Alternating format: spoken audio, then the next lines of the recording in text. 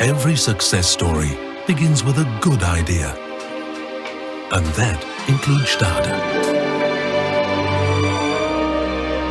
1895 in Dresden.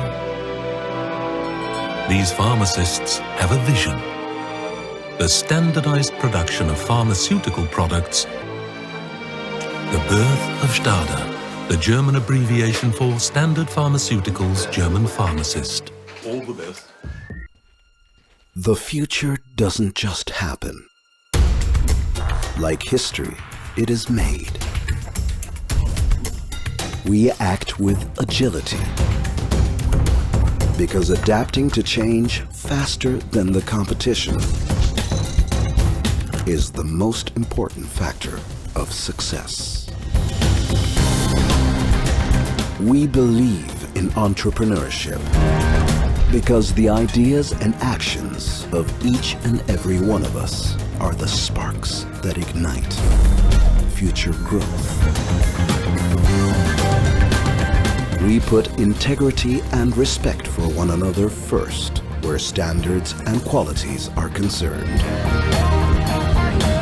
In order to act in the best interests of the company as a whole, we embrace the concept of one Stade.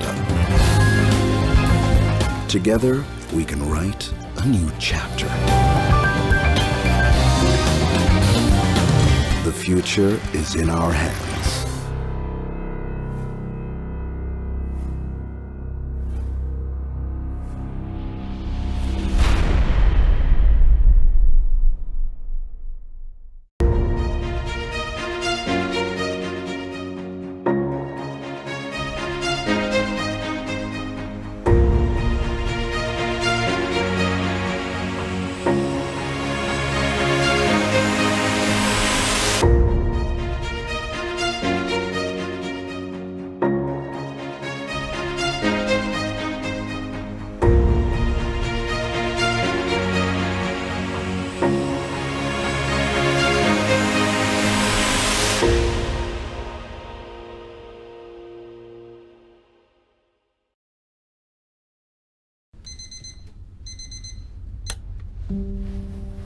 When you care, your work is never done.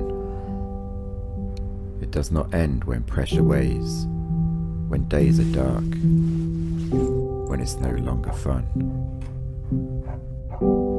It does not stop when time is short, when cracks appear, when things aren't all equal. It does not end on good days when these everyday heroes, people, have a brief glimpse of how it used to feel to be them.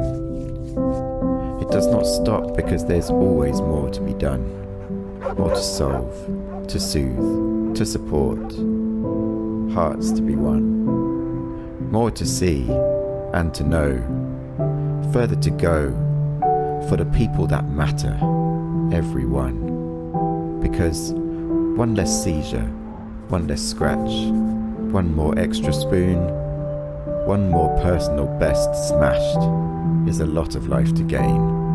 When you care, you don't just invest.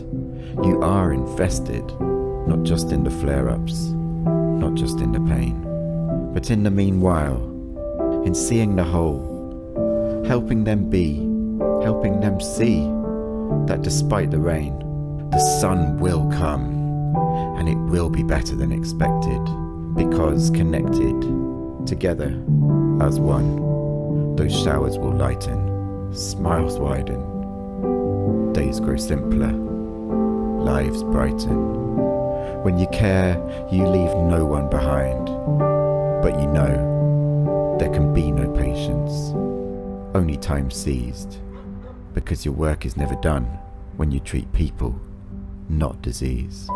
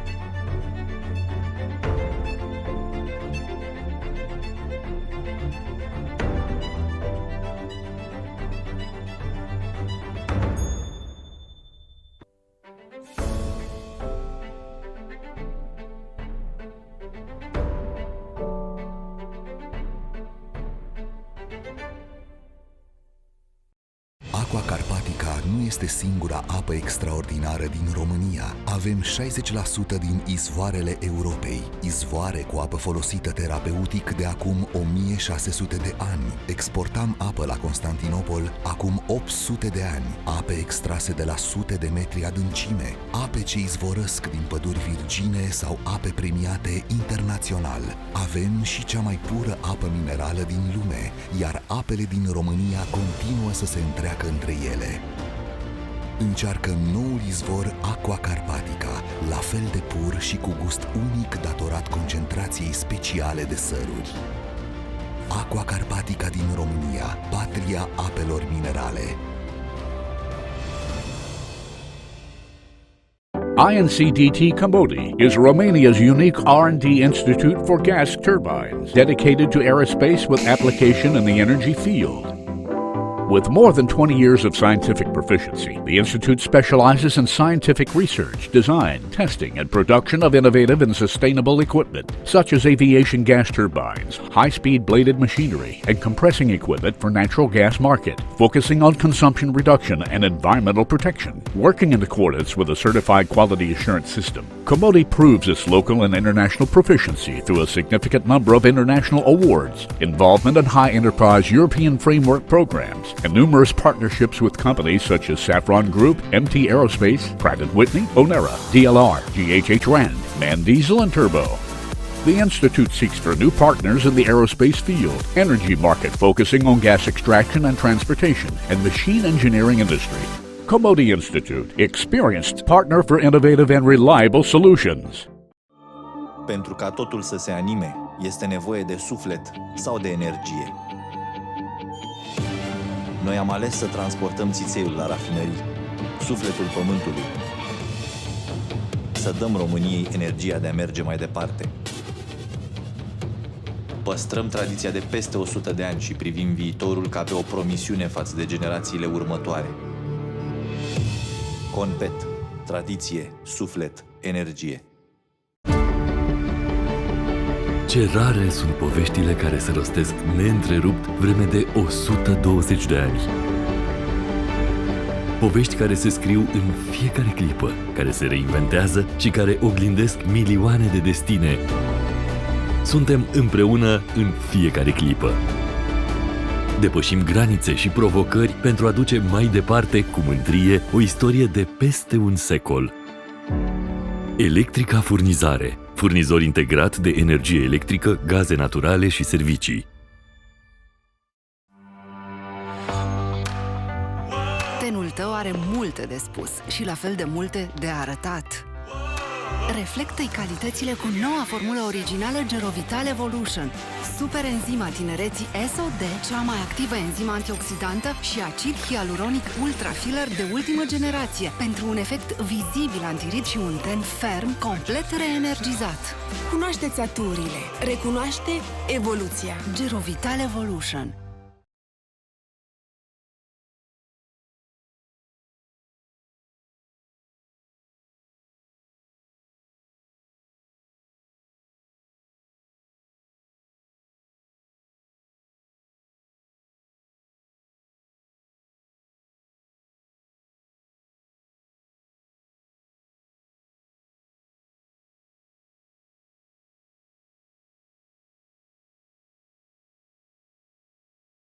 de buget, dar în principiu ar trebui să fie probleme deosebite. Acum să vedem ce înseamnă și partea de guvern, cum va evolua partea de predare-primire și în funcție de asta. Dar, în general, programele va trebui să-și continue activitatea. Rămânem activi. Eu sunt aici la start. Ca director al Camerei Bilateral România-Portugalia, eu am un exemplu foarte prezent din partea Portugaliei. Am avut un departament de internaționalizare foarte, foarte activ și tot timpul îmi trimit mesaje în sensul ăsta, că departamentul de internaționalizare a mai propus un proiect, a mai propus o delegație și deocamdată un pic de stand-by. Ar putea fi ca un model, dacă îl luați ca o mică notă, ca un reper, ar putea fi un reper un pic, pentru că ei chiar s-au pornit. E mai greu până pui, evident, cap la cap toate detaliile interne, dar ei intern se mișcă destul de repede. Am încheiat, se pare că suntem mai mulți. Scuze. Nicio problemă. Mulțumesc mult pentru intervenție. Eu vă mulțumesc, doamne. Dați-mi voie, în primul rând, bine ați venit. Deocamdată suntem o parte dintre speaker. Sunt absolut convins că în decursul panelului nostru vor mai intra și ceilalți. În primul rând, încă o dată, bine ați venit. Doresc să mă adresez la început în limba română, dat fiind timpul foarte scurt pe care domnul secretar de stat al Ministerului Antreprenoriatului și Turismului, domnul Lucian Rus, îl are la dispoziție, după care vom continua activitatea noastră în limba engleză. Dacă sunteți de acord, evident. Domnule, excelența voastră, domnule secretar de stat, vă rugăm. Bună ziua și mulțumesc încă o dată pentru invitație. Este o onoare și o plăcere de partea mea să fiu prezent în acest summit, atât la partea de deschidere cât și acum în panelul ce înseamnă diplomație și relațiile comerciale. E extrem de important pentru noi ca țară, extrem de important pentru România astăzi, tot ceea ce înseamnă diplomația românească și tot ceea ce înseamnă relațiile comerciale române. Vă mulțumesc încă o dată și doresc succes întregului summit și să avem rezultate cât mai bune. Și așa cum spuneați la început, the future is now, este un lucru extrem de important pentru noi ca România să ținem cont și să conștientizăm faptul că astăzi, de fapt poate chiar de ieri, a început viitorul pentru noi și tot ceea ce înseamnă acțiunile noastre astăzi și în viitor trebuie să fie gândite astfel încât atât partea de diplomație cât și partea de relații comerciale trebuie să meargă mână în mână. Vorbim de diplomație, diplomația românească e greu încercată de-a lungul timpului, odată datorită poziției noastre geostrategice în partea estică a Europei și cu atât mai mult acum, în cadrul situației conflictuale din Ucraina, trebuie să ne asumăm un rol extrem de important de mediator și de a transforma această situație pe care o avem noi acum și într-o parte de avantaj a noastră, a României. Și vorbind de asta, vorbim de legătura extrem de importantă, extrem de eficientă între partea de diplomație și de relații comerciale. Conștientizăm astăzi că tot ceea ce înseamnă partea de diplomație este reprezentată într-o proporție tot mai mare și tot mai mare de ceea ce înseamnă partea de relații comerciale. Observăm că atât aderarea noastră la NATO, cât și aderarea la UE, cât și acum apropiata și dorită aderare la OCDE, pe lângă partea de diplomație, conține componente extrem de importante a tot ceea ce înseamnă partea economică, componenta economică.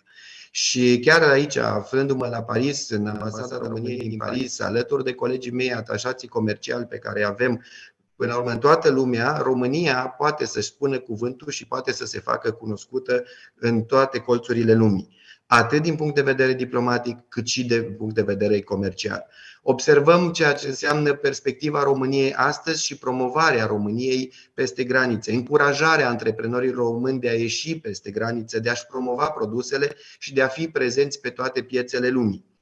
România a beneficiat de o piață extrem de mare din toate colțurile lumii și a fost prezentă în economiile multor țări din întreaga lume.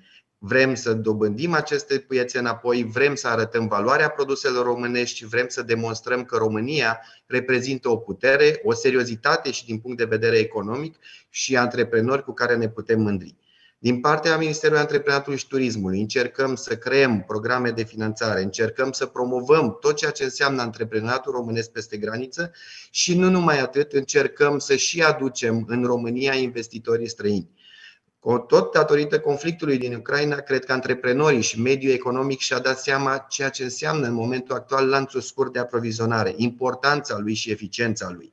De aceea cred că toate piețele economice au intrat într-o stare de agitație, ca să spun așa, la începutul conflictului, iar acum investitorii caută să se relocheze, caută să reducă aceste lanțuri de aprovizionare. Ori aici cred că din nou România joacă un rol extrem de important, iar atenția noastră a guvernului trebuie să fie foarte atentă și foarte focusată asupra relocărilor din Ucraina, asupra lanțului scurt de aprovizionare și asupra investițiilor străine. Practic, aceste două componente care fac parte din cadrul Ministerului Antreprenoriatului și Turismului, prin agenția ARICE, în momentul de față constituită, putem găsi o prioritate de dezvoltare atât a investițiilor străine în România, cât și a investitorilor din România care se iasă peste granițe. Este important pentru noi să realizăm că viitorul este astăzi. Viitorul a început deja, iar tot ceea și componenta economică joacă rolul extrem de important în diplomația internațională. Chiar ieri și alaltăieri, în cadrul întâlnirilor pe care le-am avut aici la Paris, împreună cu Organizația Internațională a Francofoniei, o organizație internațională extrem de puternică, care conține peste 80 de state în componență, au arătat un interes extrem de mare asupra relaționării cu România, atât la nivel diplomatic cât și la nivel comercial. Această atenție și această grijă a lor și direcționarea intereselor economice ne arată și ne dovedește încă o dată poate cât de importantă și de strategică este poziția României în Europa de Est și nu numai în Europa de Est, importanța României ca și partener economic și diplomatic în tot ceea ce înseamnă economia mondială. Vorbim aici de țările francofone, care începând cu Franța, Belgia, Quebecul, țările nord-central-africane, țări partenere din Asia Mică, care toate și-au arătat disponibilitatea de a relaționa cu România, de a relua legăturile puternice economice pe care România le-a avut cu ele. Lucru extrem de important pe noi, motivațional, și de aceea și noi ca și guvern trebuie să fim alături de antreprenori, trebuie să fim prezenți alături de ei, să îi încurajăm și să putem să facem aceste relații bilaterale extrem de eficiente, atât pentru mediul diplomatic cât și pentru mediul economic. De asemenea, din întâlnirile care le-am avut cu Asociația Patronatelor Francofone, acestea manifestă un interes extrem de mare pentru tot ceea ce înseamnă partea de industrializare, pentru tot ce înseamnă progresele economice de astăzi pe partea de energie regenerabilă, pe energie verde, și apreciază eforturile antreprenorilor români, dezvoltarea lor din ultimii ani și progresul României pe care l-a avut de la Revoluție încoace. Acestea sunt niște componente la care trebuie să ne uităm foarte atent. Acestea sunt niște lucruri extrem de importante pentru noi ca țară și încă o dată vreau să reiterez, partea diplomatică trebuie să meargă mână-mână cu partea economică și împreună să ajutăm antreprenoriatul românesc să iasă peste graniță, să-i dăm acea fărâmă de curaj, să-i dăm acel imbold, astfel încât să arătăm peste tot produsele foarte bune pe care antreprenorii noștri le fac, să ne mândrim cu ele peste graniță și, bineînțeles, să contrabalansăm deficitul pe care îl avem acum pe import-export, un lucru important pentru balanța noastră comercială. Vă mulțumesc încă o dată pentru invitație, vă mulțumesc pentru interesul acordat dezvoltării economice a României și cu cea mai mare plăcere de fiecare dată vă stau la dispoziție și ca reprezentant al Ministerului Antreprenoriatului și Turismului încerc să fac tot posibilul astfel încât să ajutăm cu toții la promovarea antreprenoriatului românesc, la promovarea inițiativei românești, ceea ce are foarte multă nevoie de încredere și de ajutor din partea noastră a tuturor. Vă mulțumesc foarte mult și vă stau la dispoziție pentru orice întrebări dacă aveți.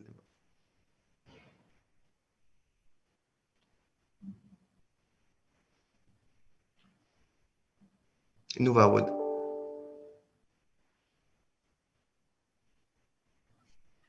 Mulțumesc frumos, domnule secretar de stat.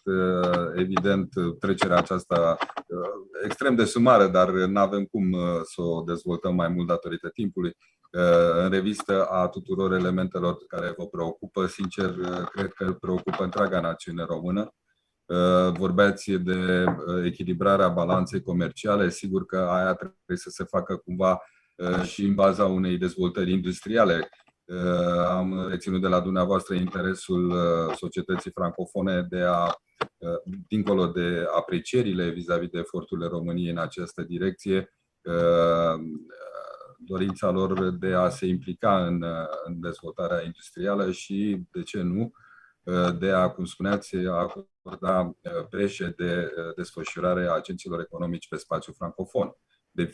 Dar știți cum e, și industria asta trebuie ajutată, poate că pe orizontală trebuie să facem mai multe eforturi în această direcție. Sigur, nu este neapărat în competența noastră directă, dar cu siguranță dumneavoastră, cu bunele intenții de care sunt absolut convins că le vom și vedea materializate, veți putea cumva să ajutați și în această direcție. Pentru că... Dacă îmi permiteți o completare, da, așa cum ați spus dumneavoastră, este și de competența noastră și încercăm să o facem. Și chiar prin asta vreau să evidențiez.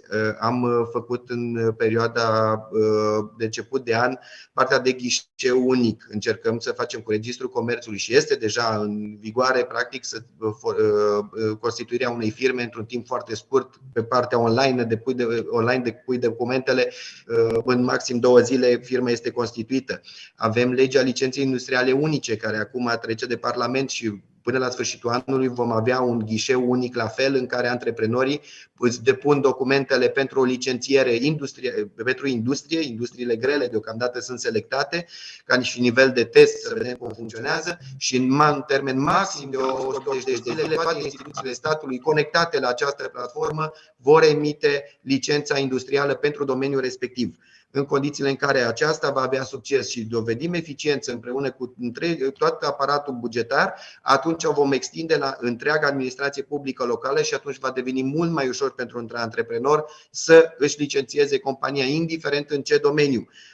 Înseamnă odată o debirocratizare, o digitalizare a procesului guvernamental și administrației publice locale, o eficientizare din punctul nostru de vedere și cu siguranță din punctul antreprenorilor. Chiar aseară am avut o întâlnire cu antreprenorii din Paris, români veniți aici și implicați în mediul antreprenoriat din Paris, și discutam despre aceste aspecte, că este mult mai ușor să poată să se extindă capacitățile de producție și în România în felul acesta, astfel încât, creând un preambul de a veni antreprenorii români în România, să arate și în România valoarea pe care au făcut-o, plusul de valoare pe care l-au făcut aici în Franța. Același lucru trebuie să facem cu tot ceea ce înseamnă diaspora românească, pentru că reprezintă un aur, practic, pentru noi românii, pentru că acești oameni plecați dincolo, peste granițele țării, au dovedit că pot, au dovedit valoarea lor și ne-am dorit foarte mult să vină și în țară și din experiența lor să o împărtășească și nouă, să ne împărtășească și nouă, astfel încât să putem beneficia cu toți de ea și să contribuim la ridicarea României în perioada următoare. Fonduri europene extrem de multe pe care le avem ca și țară. Vorbim de tranziție justă, care ajută foarte mult trecerea de la industria grea, veche, pe care am avut-o, la noile tehnologii, reprezintă o posibilitate extrem de mare.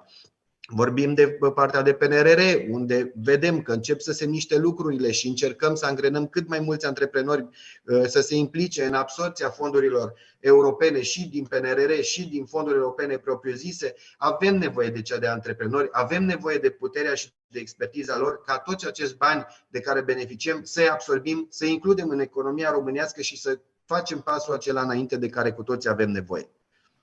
Vă mulțumesc foarte mult pentru precizări. Dacă mai sunt întrebări, cât îl mai avem pe domnul secretar de stat în contact direct, adică virtual. Dacă sunt întrebări pentru excelența sa. Dacă nu, excelență, vă mulțumim. Vă mulțumim, dat fiind că mi-ați precizat, oricum ați fost extrem de amabil, mi-ați precizat că aveți doar 5-10 minute la dispoziție, deja am trecut peste ele. Mulțumim încă o dată pentru prezență și suntem convinși că toate aceste vești bune care ni le-ați dat se vor materializa, nu sunt doar niște ipoteze de lucru. Cu siguranță da, asta încercăm să facem și cu sprijinul tuturor colegilor, asta încercăm să ne aducem și noi aportul la tot ceea ce înseamnă dezvoltarea antreprenoriatului din România. Vă mulțumesc încă o dată pentru invitație și succes în desfășurarea summitului și multă baftă și să vedem rezultate concrete din partea noastră a tuturor celor care ne dorim să facem ceva pentru țara noastră, România. Vă mulțumesc tare mult. Mulțumesc frumos. Because we have also distinguished guests from abroad, I'd like to see exactly in this very moment if Mr. Pantelis Giannoulis is here with us. Giannoulis. Oh, thank you very much. Therefore, I kindly invite you to be in this bilingual panel. I'm sure that you are already familiarized with all our issues discussed before, and therefore I'd like to give you the floor to see something important for us. Concerning the bilateral relation, and not only bilateral relation, maybe if you have some remarks about the globalization and the report between the sovereignty and globalization in this context of economic diplomacy. Thank you very much. You can hear me. Yeah. To take it, because this is the most important. Yes, normal. Good morning, bună ziua, kalimera to you all. Really, thanks for the invitation. Kalimera sas. Kalimera sas. And really glad to be here with you.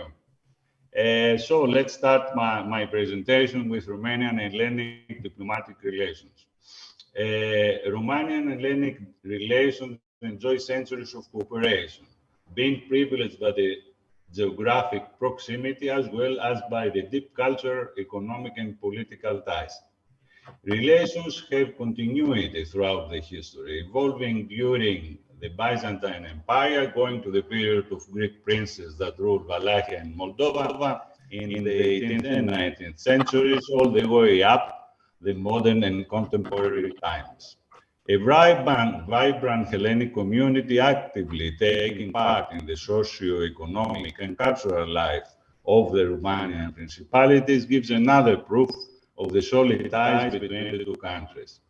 Many personalities that left their mark in the Greek history are also connected with Romania, such as Dr. Apostolos Sace, Apostolos Arsakis in Greek, who is in 1862 became, as you know, acting Prime Minister of Romania, or Evangelos Zapas, a strong supporter of the activity of the Romanian Academy, who financed in 1869, among other works, the publishing of a grammar of the Romanian language written by Timotei Tsipariu.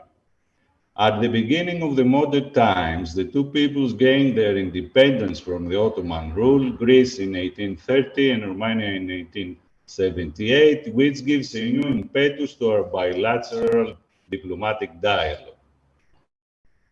An important milestone is the official establishment of diplomatic relations between Romania and Greece in 1880, and the subsequent opening of legations in Athens and in Bucharest. The Hellenic Republic maintains an embassy, a consular bureau, an economic and commercial affairs office, defense attaché office, press office, Greek National Tourism Office in Bucharest, and also honorary consul office in Constanța. Romania, as you know, has an embassy in Athens and a consulate general in Thessaloniki. The excellent parameters that define Greek-Romanian relations are based on the two countries' common membership of the UN, EU, and NATO by the cooperation within various regional organizations, e.g. the Southeast European Cooperation Process, the Black Sea Economic Cooperation, at European and international level, being animated by the convergence of political views and by the joint goal of promoting stability and the democratic values. Economic and commercial relations. Romania is a successful example of Greek entrepreneurial extroversion, since there is a constantly growing export value. In 2022, Greek exports to Romania reached 1.8 billion euros, while at the same time, and since 2020, Romania has entered the list of the 10 main export destinations for Greek products, where it remains for both 2021 and 2022. Greece is the 8th biggest investor in Romania. Greek's investments in Romania, we have an FDI stock of 1.5 billion euros. Established Greek companies in Romania exceeds the number of 8,400. There is also a surplus in bilateral services balance. At the same time, we notice a big increase in the volume of Romania exports to Greece, exports that surpassed the level of 1 billion euros in 2022, while on 2021 was 860 million euros. Greek-Romania economic cooperation and investments. The Greek business presence in Romania is highly visible, covering a wide range of economic activities and sectors, the main ones of which are listed below, while the names of the companies are giving us a sample. We have a presence in the banking sector with Alpha Bank and also Vista Bank. In the production sector, we have the Olympus Dairy, the Fabrika Lapte Brasov, the Fat Rom, the Group Farben, Ifandis, Next Gen Farming. We have the Coca-Cola Hellenic Bottling Company, the Karamolegos Bakery, Golden Food Snacks, Best Foods. We have also the Valvis Holding. In the wholesale, retail and distribution network, we have Black Sea Suppliers, the Jumbo, Marinopoulos Group, Sarandis, Furlis, Sunlight, Sigma, Elton, Elgeka, Ferfelis. In the aviation, we have the Animal Wings, which belongs to the group of the Aegean Airlines. In the telecommunication, we have the Telecom Romania Mobile, OTE Group. We have presence also in the production of ferrous and not ferrous metal products, as well as construction materials, namely Alumil, Etem, Exalco, Sidenor, Kliman, Mytilineo, Strasse Plastics, Isomat, ICME, CAB, Neochem. In the healthcare services and medical equipment, we have the Metsana, the Athena Medical Center, Soft Medica, Med Health, Genocide, Medica, Diamedix, Cytogenomic, etc. In the information technology, we have Inform Lycos Austria Card, Intrarom, Soft One, Entersoft, Intracom, Mandis, Accord Electronics. In the energy, Metka Montana, Arion Greece, Ignatia Rome. In business services and consultancy, we have the ICAP Grief, Eurolink, Ekphrasis, TPG Group, Optimum. In real estate and construction, we have the Zeus International, Alessonor, Reds, HBC, Evergreen. In the public infrastructure, we have Actor and also Terna. In food coffee chains, we have Gregory's, Mikkel, Zoom, Seria, Agapitos. Clothing and footwear, BSB, Collective Original Marines. We have in various sectors like Garanta Sigurari, Direntro, Health Runs, more Silhouette. And finally, let me also point out the recent announcement of the acquisition of Enel Romania by the Greek Energy Group Public Power Corporation, PPC. Romanian companies' presence in Greece. In the recent years, we notice also that the interest of Romanian companies that want to expand in the Greek market is evolving. There are presence of Romanian companies in the Greek market like Seed, Blink, and Venture Capital and crowdfunding, the Rayscape Medical Robotics Technology. We have the largest Romania e-commerce platform, IMAG. We have the Ideologic in marketing and technology. We have the Alexandria Group. There is also a presence of Fundelucram, the networking platform for job search. We have also the APS dealing with non-performing loans. Finally, let me emphasize the cooperation that also exists between Greek and Romanian companies and institutions citing samples such as through egg Enter Grow Go Accelerator Program, which is a Eurobank Corporate Social Responsibility Initiative in partnership with Coralia. Coralia is one of the main pillars of the Greek innovation system and a think tank that underpins national and regional development plans in Greece. There was a signing of memorandum of understanding between EGG and the Romanian Business Accelerator INOVEX. We have a memorandum of cooperation signed between EIAT Thessaloniki and the Romanian Water Supply and Sewerage Company, Raya Constanța.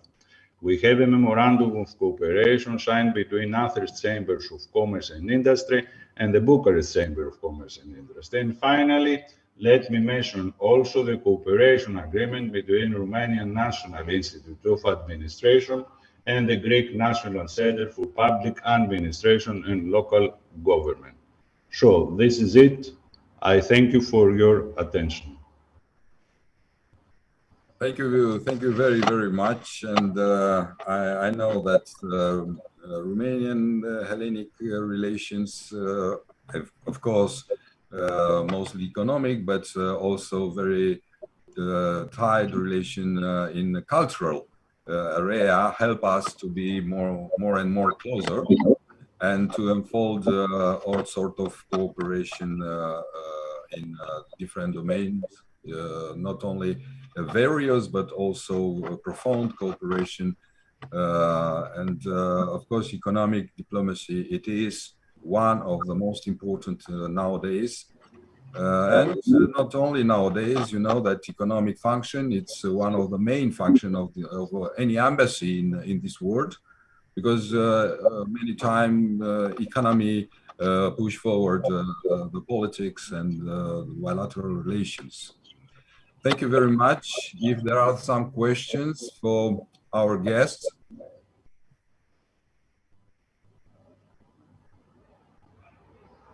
Okay, if not, thank you very much again, Mr. Pantelis. And I noticed that all our distinguished guests are already in virtual relation with us now. Please allow me to give the floor His Excellency Paul McGarry, Ambassador of Ireland in Romania. Hello, everyone. Hello. Firstly, I apologize. I just wasn't able to access through the link. So I'm grateful to my colleague from Malaysia for sending me his link and letting me get through. All is good when it's finished with good. So I heard the last presentation. I haven't heard presentations before that, unfortunately. But so I'm really just pitching mine basically on foreign policy and Ireland's place in the world and where we are and where we came from, and a little bit then really about the challenges we face, and I think we're all facing, and mutual challenges, and some elements of you know, where we can advance together. I suppose Ireland's foreign policy really is based on our geography and our history. Geography has placed us beside a very large neighbour who in the past has created some difficulties for us. And in, I suppose, more recent times with Brexit, we have had to recalibrate our relationship with it. It's also placed us as the closest placed geographically in the European Union to the United States. So both of these, and because we are placed closest to the United States, we have a very large diaspora in the United States due to our history of immigration.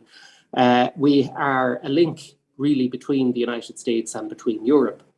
So I suppose we went from being one of the poorer countries in Europe, if not the poorest countries in Europe at the start of after we gained our independence, to over the last 40 years becoming one of the richer member states in Europe. And I just wanted to say a little bit about that, because there were certain things that gave us an advantage and that allowed us to enjoy some economic growth after many years of difficulty. And they were really a focus on education, on on ensuring political stability, ensuring industrial relations stability, working to achieve peace on the island, and essentially recognizing the things that had held us back prior to that and working on those to make us an attractive location for foreign direct investment. And we knew that we needed to achieve a high level of foreign direct investment because we simply didn't have a natural national entrepreneurial class. So we went from being, and of course, part of that and part of our advantage was being part of being English speaking and being part of the European Union.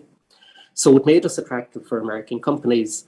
We also had a young, educated workforce. So these are the things that attracted foreign investment, but also we established some important agencies. Our Enterprise Ireland, at the time, developed strong links with Irish-American businesses, really, and Irish-American businessmen, and people who had achieved success in America from the Irish diaspora. And these were the levers that we used to achieve a financial services centre, essentially from scratch, and to attract that element of financial services as well. So these are the things that gave us advantages. As an independent state, our foreign policy was essentially established on our independence, and it was based on values. It was based on freedom, democracy, rule of law, all of the things that made us align with the European Union when we are aligned with the European Union when we joined in 1973. So 50 years of European Union membership, the first 20 years of that was very difficult. We joined essentially because we were an agri-based economy and because we thought that it would improve farm incomes. The immediate impact of the European Union was the closure of most of our industrial base. So that had to be really started from scratch. And that process, we endured immigration again in the 70s and 80s. And the process of industrial growth, really, our economic growth really only started in the 1990s. So in that time, we were net receivers of European funds. The early 90s, we built our transport infrastructure, our motorway network, that again allowed us to look more like a normal European economy. Today, we're net contributors. We have been for a number of years. So these are the things that gave us some economic advantage. We're also, of course, we have a highly diversified economy now. Our economy is based on pharma, on medical devices. Pharma, if anybody takes Viagra, that Viagra comes from Cork. If people use Botox, the Botox is made in Westport in the west of Ireland. Obviously the big tech companies, in the 10 biggest tech companies in the world have located their headquarters in Ireland. So they're the foreign direct investment pieces, but the indigenous piece is also important. We have a very strong agribusiness sector and a very strong tourism sector. And both of those have been developed through Irish entrepreneurs. So these are the things that have made our economy strong. Today, Irish business employs as many people in the United States as American businesses employ in Ireland. And also part of the attraction in more recent years is the fact that we've been able to attract foreign people who have not been born on the island of Ireland to work in Ireland. And it's been really important to have a diverse workforce, an attractive workforce for foreign workers. So today, 16% of our workforce was not born on the island of Ireland. So these are all things that have made Ireland an attractive place for business. And it's also a place where Ireland has tended in more recent years to invest abroad. So today, Irish trade with Romania is valued at 2 billion. Irish trade with China is valued at 21 billion. It's part, when we say the future is now, the global challenges we face now Obviously, the challenges that have come upon us in the last few years, firstly, COVID has presented opportunities. It has presented opportunities for all of us to work on our resilience, and the European Resilience Plan has helped, I think, Romania significantly, but across member states, to strengthen their infrastructure and to strengthen their resilience in face of further challenges. The war in Ukraine obviously has realigned global issues and global supply chains, and affected global supply chains, as has COVID, and has also led us to Europe looking at working closer together. And European unity in the face of the war in Ukraine has been remarkable, really. But it has also affected the politics within all of our member states. It has affected the way our citizens look at the world, as well as the relations between member states. It's also changed the focus in Europe, really, to look more towards the East and to look more towards Eastern Europe as much more strategically important in the European perspective. So these are all issues that affect economies and affect the way the future will look. I think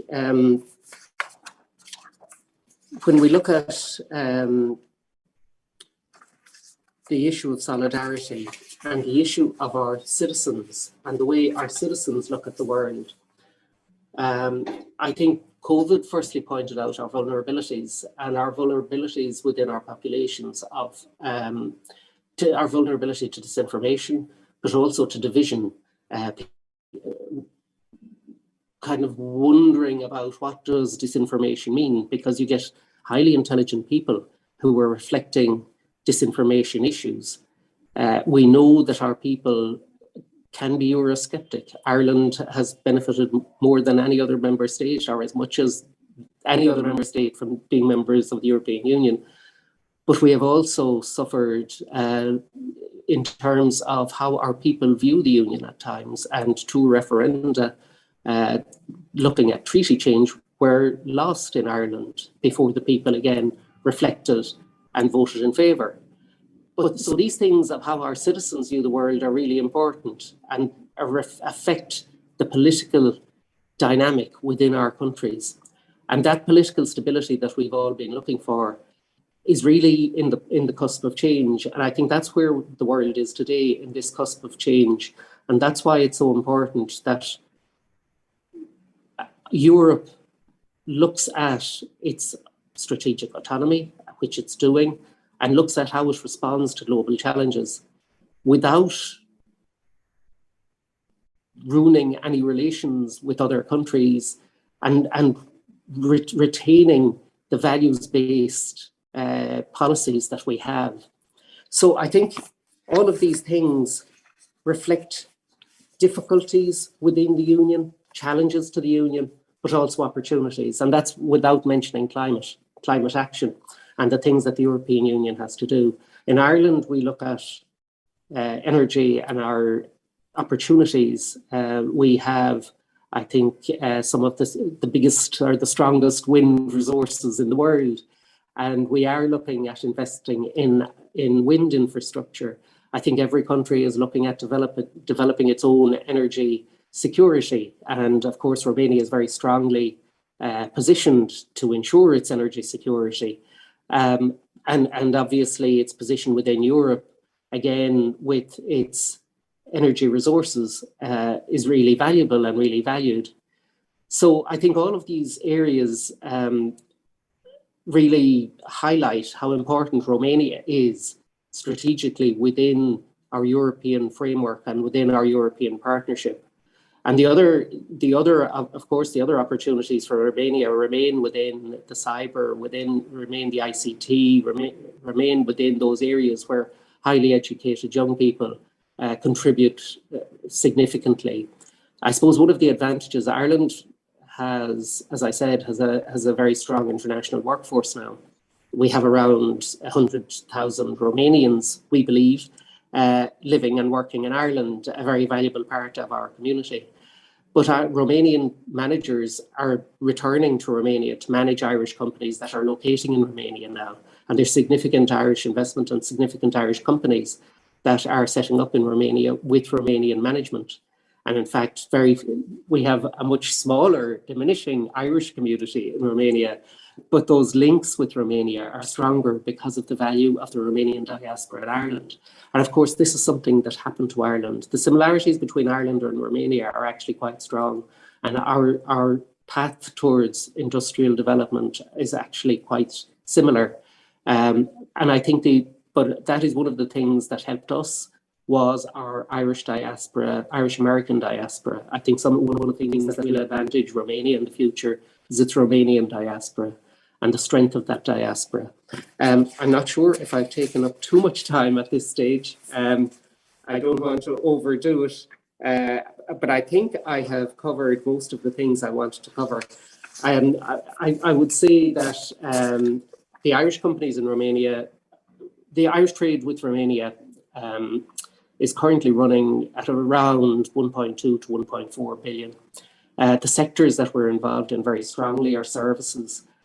We have one of the biggest agri-consulting companies, agri in Romania, that is providing consultancy services to, I think, over 50% of the land area of Romania. There are a number of cybersecurity companies. We have a very strong base in Cluj-Napoca. We have a very strong base in Timișoara, as well as a strong base in Bucharest. So they are the places that Irish businesses tend to locate. But as I say, it's very strongly Romanian management dominating the Irish companies located here at the moment. So I'll leave it at that. Thank you so much. Yes, thank you very much, Mr. Ambassador. A very clear presentation in a very short time, because this is our conditions, and I'm very sure that particularities of each country shape a very clear a certain design for the economy of that country. That between Romania and Ireland, you pointed out very important issue. That many domains are commons. A common interest for our countries. And in this context, I want to thank you very much for your appreciation about Romanian workers in Ireland, but also about your courage to unfold a lot of economic activities with Romanian management in Romania. I notice also, this is also a very important issue, our cooperation in terms of cyber. It is nowadays, it is a really important domain, not only from a security point of view, but also for the future development of IT and also EA. A lot of awareness on this. Anyway, thank you very much, and I'm very sure your presence in Romania will contribute to our bilateral relation, to unfold these relations, friendly relations, and to be more and more efficient our economic cooperation. If there are some questions for our distinguished guests.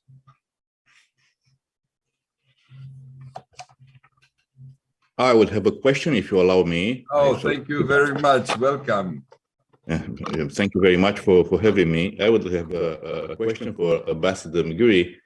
What is, in your opinion, the most important challenge that you are facing in your diplomatic system in this chapter of economic diplomacy after the COVID-19 pandemic and crossing these turbulences caused by the aggression of the Russian Federation, the illegal aggression of the Russian Federation against Ukraine?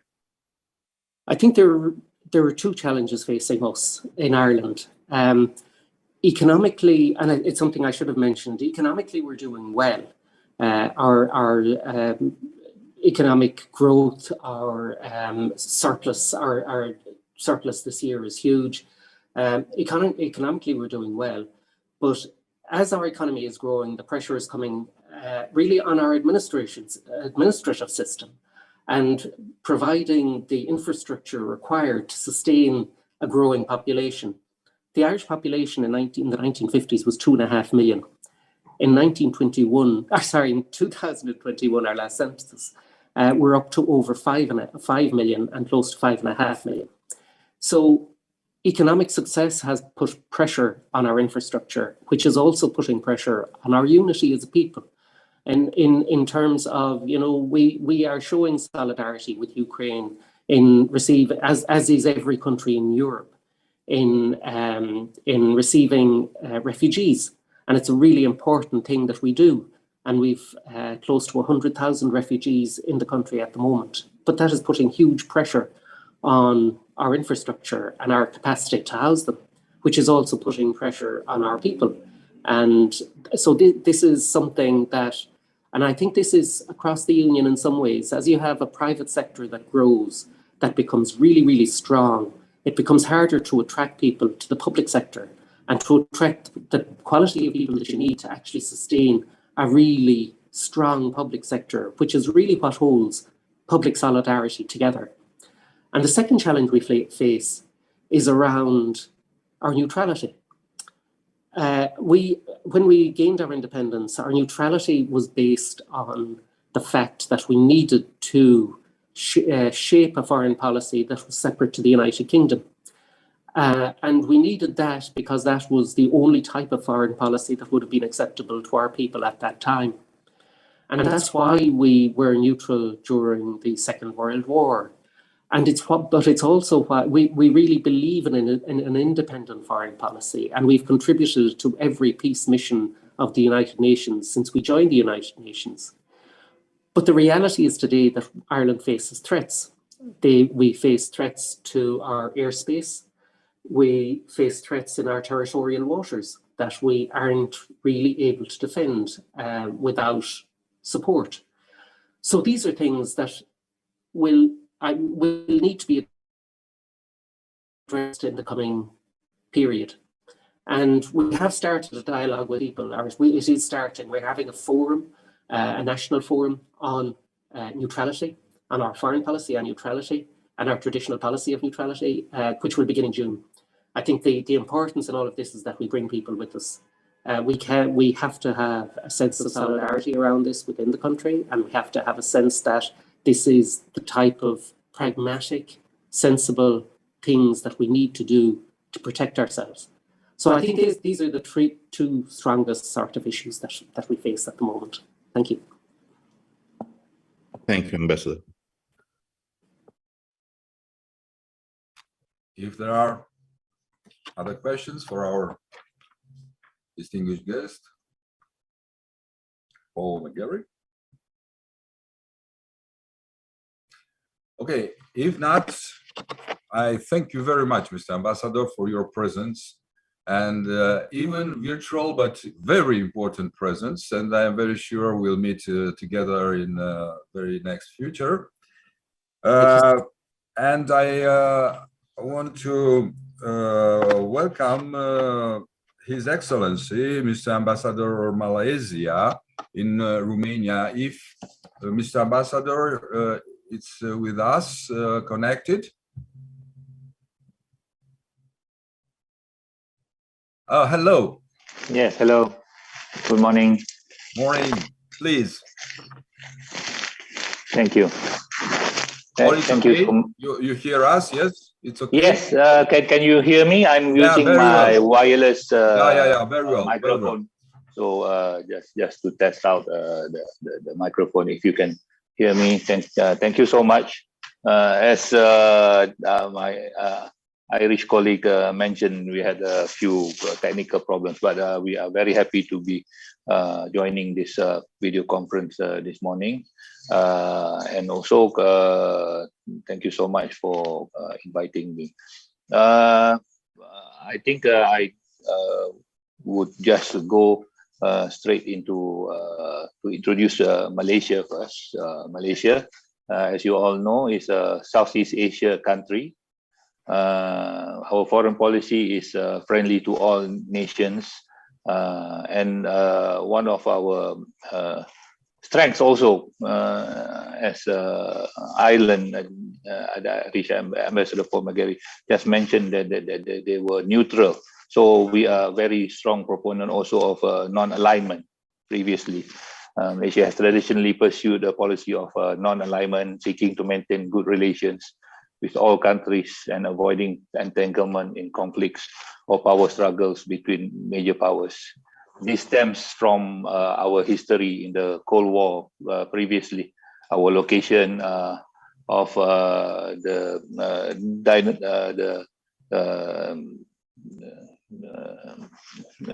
Cold War, then preceded after the fall of the Berlin Wall, etc. We still maintain this strong non-alignment stance. Also, we also try to. We are a small country, but we try to be engaged in regional leadership, especially in the Southeast Asia and also in the Indo-Pacific, as Malaysia aims to establish itself as a partner in the Association of Southeast Asian Nations, ASEAN. So most of our emphasis is with this association of 10 Southeast Asian nations, and we engage also with partners from all parts of the world. EU is a dialogue partner, so we have meetings with EU counterparts on ASEAN and such, and it promotes regional cooperation, integration, and also dialogue. The biggest under ASEAN is the ASEAN Regional Forum, where there's 27 countries. ASEAN Regional Forum is usually for experience sharing and knowledge sharing. As Malaysia is a big trading nation, Malaysia also places strong emphasis on economic diplomacy, seeking to attract foreign direct investment, enhance trade relations, and promote economic cooperation with other countries. Malaysia actively engages in regional and global economic forums. Our trade between Malaysia and Romania after the pandemic in 2022 increased significantly by 110%. Of course, during the pandemic, of course, the figures were very low. And then we increased 110%, not as much as other nations. It's about 408 million in 2022. Compared to 2021, only at 194.2 million US dollars. Malaysia exports to Romania increased by 75.7% in 2022 to become to about 226 million, as opposed to 2021, 129 million. Imports from Romania also increased by 178.2% to 181 million US dollars in the year 2022, as compared to 65 million in the previous year. Here, as Romania is part of EU, our engagement and trade trust of our trade with is also need to encompass rules and regulation in the EU. But as it is a potential sector of economic cooperation, might be Romania eco-friendly initiative that create more demands for Malaysian supplier of green consumables and disposable products and plants. We have biodegradable plastic bags, surgical examination gloves, which companies during the pandemic made astronomical sales during that time. Aluminum foil, garbage package, cutlery, disposable products, We also interested in the digitization and economic growth of Romania, where opportunities for Malaysian companies to form a smart partnership in digital development, ICT and technology, because Romania are quite strong in this matter. Amazon has just announced a large investment in Malaysia for its data center. So hopefully we can work in regional data centers also as it is. And of course, as I mentioned, our rubber-based products, surgical gloves and such are very important.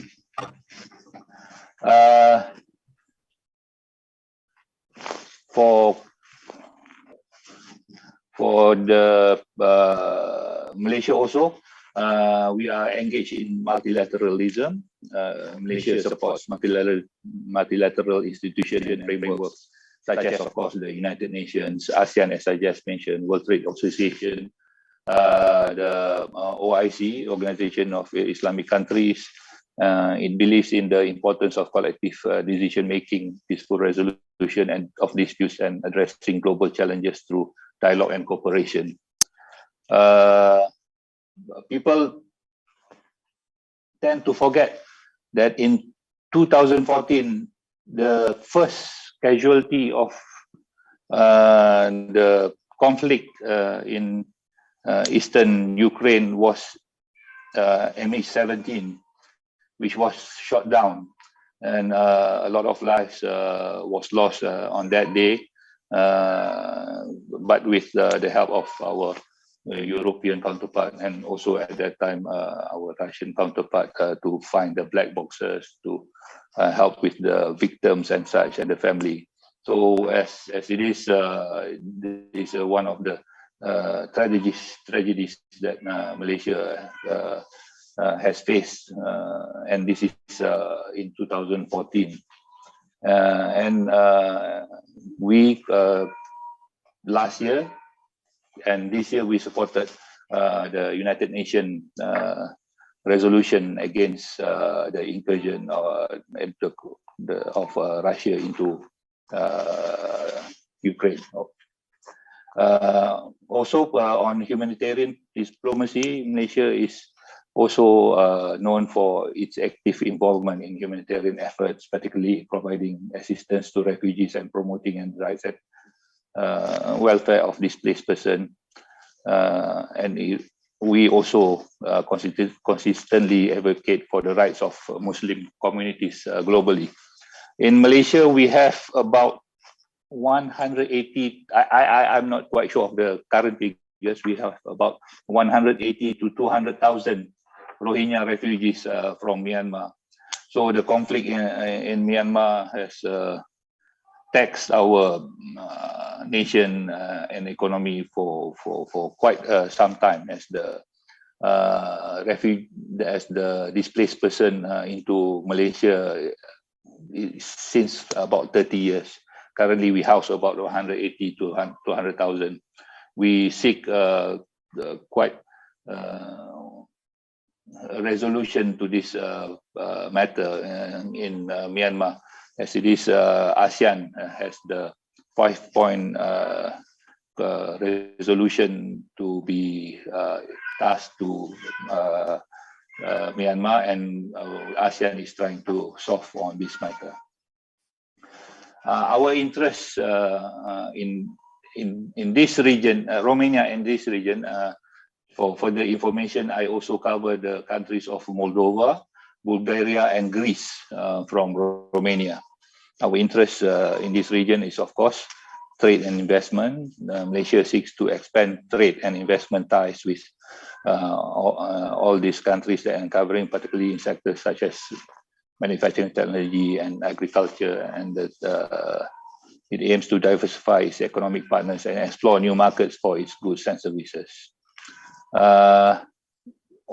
also try to do some cultural and educational exchanges. Malaysia have an interest in fostering cultural and educational exchanges with Romania and the countries I'm looking after, to promote people-to-people interactions, share knowledge and expertise, and enhance mutual understanding. I had my Minister of Higher Education visit Romania last year, and hopefully a few matters can be done in that matter. Also, one of the things that EU and maybe Romania would be interested in is our role, Malaysia and ASEAN's role in the Indo-Pacific for its regional stability in the Indo-Pacific in Southeast Asia. ASEAN plays a crucial role in maintaining peace, stability, and security in the Indo-Pacific region. We have the ASEAN Indo-Pacific Outlook, which we launched in 2019. It promotes, and ASEAN also promotes dialogue, confidence-building measures, and the peaceful resolution of disputes amongst its member states, and engages its external powers to foster cooperation and prevent conflicts. ASEAN is also currently trying to enhance economic integration within the region through initiatives like ASEAN Economic Community, promotes trade liberalization. We try to sign FTAs as a bloc with a few countries. The last one I was involved in was when I was in Hong Kong. ASEAN signed separate FTA with China, then a separate FTA also with Hong Kong. And this is in the development of regional supply chains to contribute to economic growth and prosperity in the Indo-Pacific. And ASEAN actively engages with major powers, including the United States, China, India, Japan, South Korea, Australia, and among others through strategic partnerships and dialogue partnership. We seek to balance leverage interests of these powers in a way that promotes regional stability, economic development, and mutual cooperation. Its regional architecture, ASEAN, as a center of the various regional forums and mechanisms. We have the East Asia Forum, the ASEAN Regional Forum. As I mentioned, these platforms provide opportunities for dialogue, cooperation, and coordination on regional security, economic, and political issues, strengthening ASEAN's role in the key player in the Indo-Pacific. The nation of Timor-Leste is not part of ASEAN yet, but Indonesia, as its current chair this year, has been actively including Timor-Leste in our programs for ASEAN. And we hope to move towards accepting Timor-Leste as part of ASEAN. Cooperation, of course, one of the cooperation we would like to do with Romania is on cybersecurity. And we would like to share knowledge and experience, if not through through agencies and also through maybe ARF as part of EU for Romania. And I think that is most of the things that I would like to raise about Malaysia. Its role in ASEAN and also why we are here. I hope that has been useful. If there are any questions, please directly to me. I will try to answer as best I can. Thank you so much for this opportunity. Thank you again. Thank you. Thank you very much, Mr. Ambassador. And I'm quite sure you know that Romania has had good relations with many countries, almost all the Southeast Asia's countries, and of course Malaysia too. And thank you very much for your very interesting presentation about the geopolitical regional situation in southeast of Asia. And of course, all the global attention is now on this part of world, not only because there are emergencies, economies, but also, as you very well mentioned, because they can be a very important mean for stability and peace in the region, and of course, consequently in the world. Thank you very much again. Very interesting presentation. And if there are some questions for our distinguished guests today, Mr. Ambassador of Malaysia.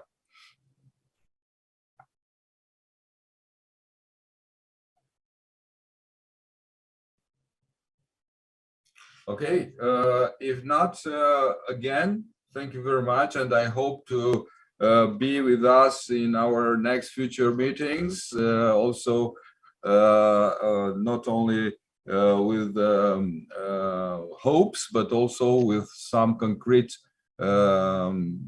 achievements in our bilateral relations.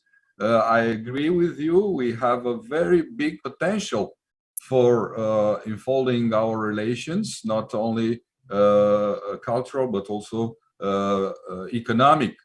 This is very important.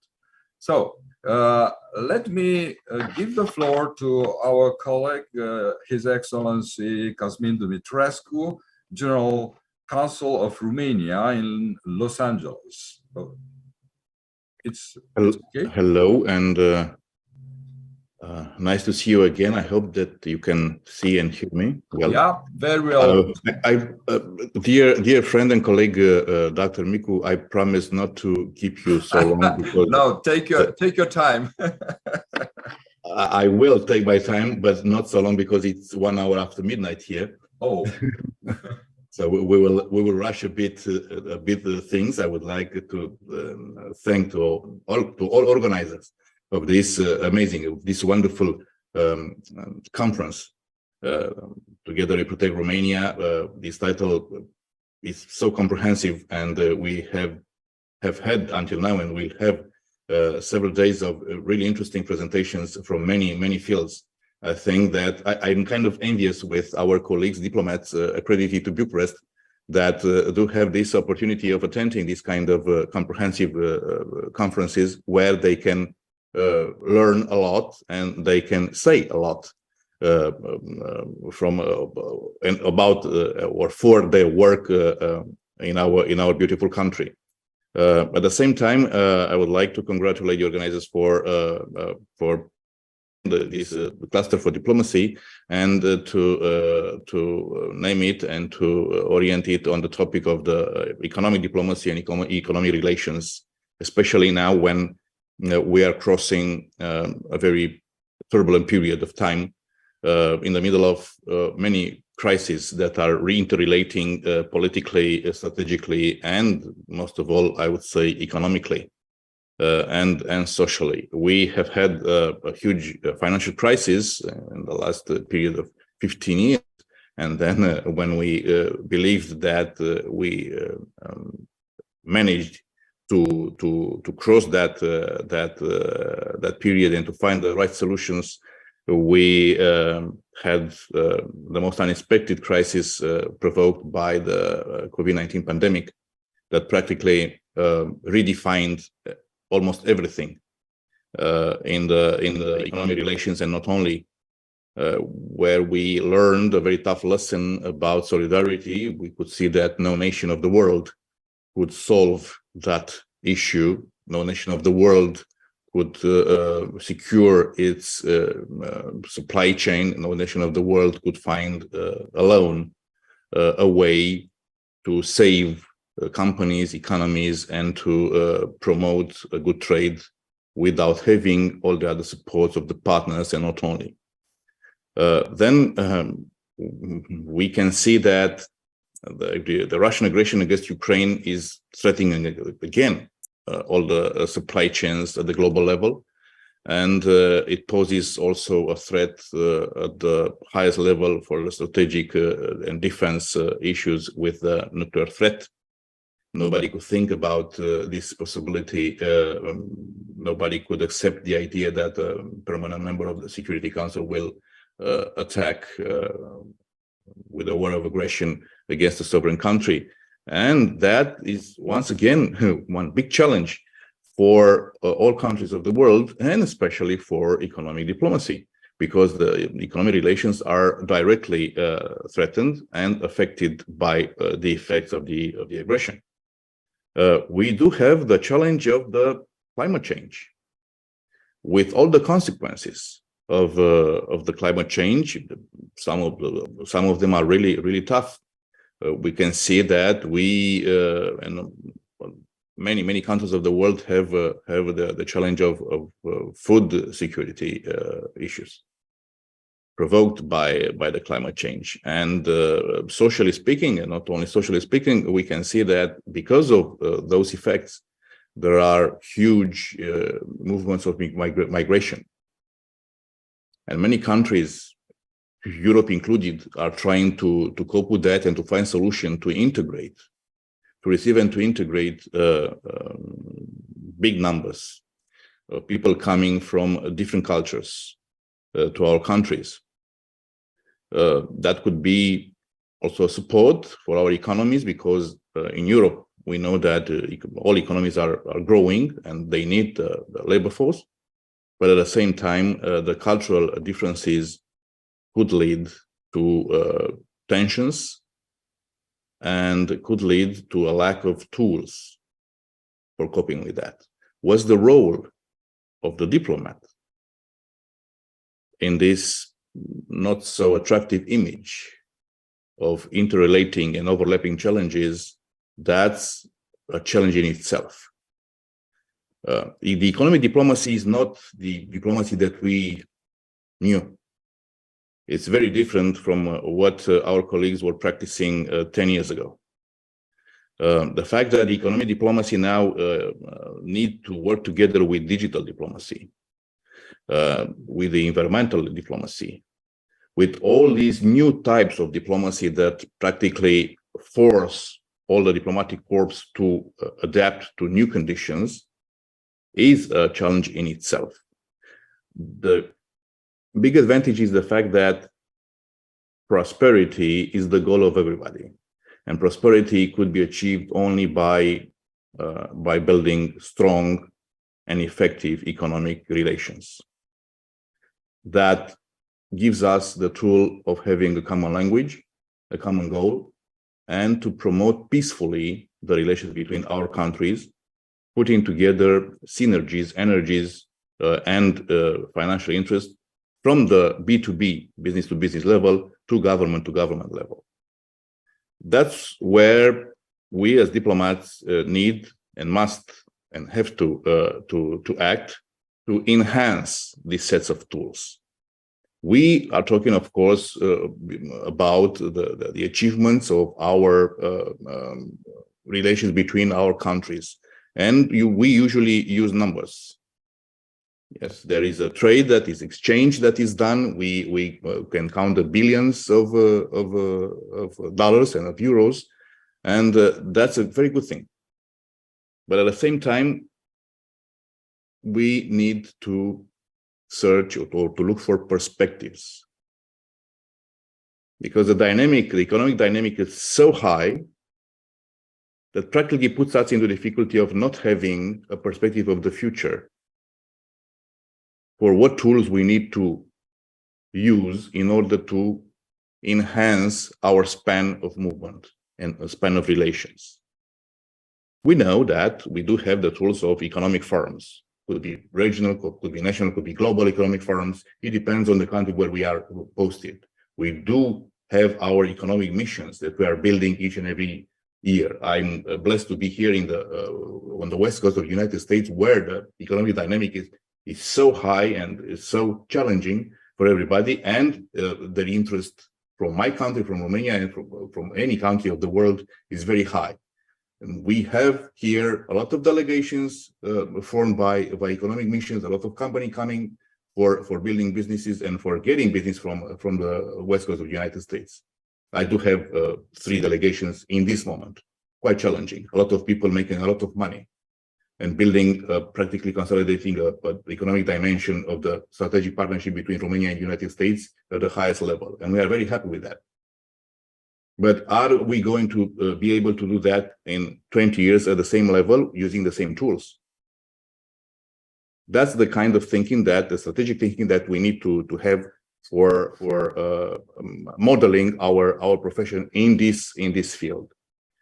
We know that the exports from the company of our countries is very important for bringing business back home. We are able to support the businesses coming from our country in the countries where we are posted. And I was happy to, I've been happy to listen to the presentation of our partner, the Irish ambassador, and to see how important companies from Ireland are coming to Romania for working in big pharma or in cyber security or in IT, practically putting together energies that are really strong for the future and really necessary for our countries. And we have this advantage of knowing how to support our companies in the countries where we work, where we are posted. But are we going to have the tools to do that effectively in the next 5 or 10 years?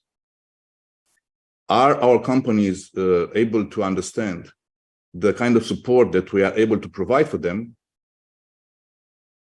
Are we going to have the common language with them and to find a way to persuade them to continue to cooperate with the diplomats from the embassies or from the consulates for promoting economic relations? Those are the kind of questions that we need to ask in these conferences in order to find the right answers. And I'm sure that all our colleagues, diplomats from Romania and from abroad, are asking those questions inside their thinking groups and the think tanks. The Irish ambassador mentioned the Irish diaspora, and we say here in the United States that there is no family without at least an Irish person of Irish origins, and they are so proud of that. And I'm so happy to make those jokes with our Irish colleagues here on the West Coast. That's a fantastic advantage for any community, and not only the social community, but the business community.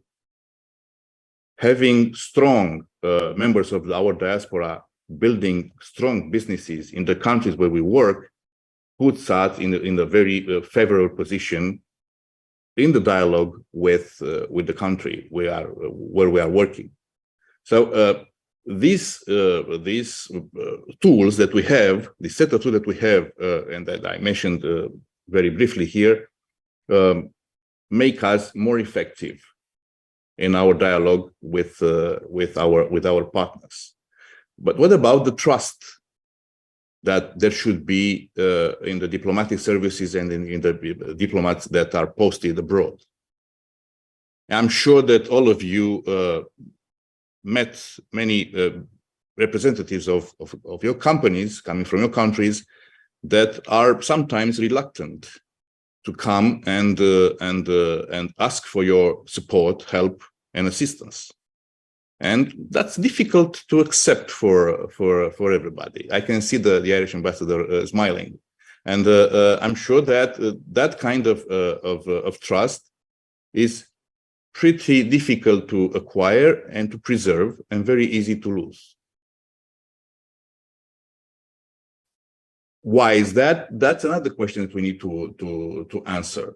And the way in which we are trying to make ourselves understood by the business environment and by the representatives of companies that are visiting the countries where we are posted is another thing that should be tackled in our think tanks and in our analysis. Now, the way in which economic diplomacy can help companies in this harsh competition for resources, that's only can taken by example. During the COVID-19 pandemic, many diplomats transformed themselves into agents for finding medical supplies. I never thought about being put into that position ever, trying to go to an airport and trying to find a way to ship home medical supplies that cannot be found at the global level. And the diplomats took care of that, finding suppliers, finding a way to ship the supplies home when nothing worked anymore. How the economic diplomacy is able to help with security. And we are not talking here about security that's provided by armed force. We are talking about security in the field of energy. We are talking about security in the field of food security, chain of supply, and of course, cyber, because everything now is automatic.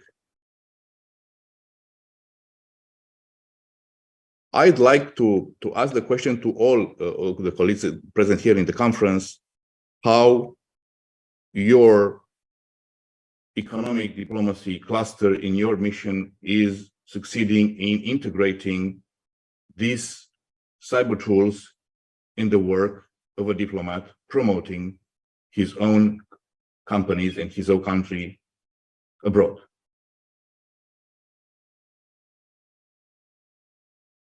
I will rest here because I'm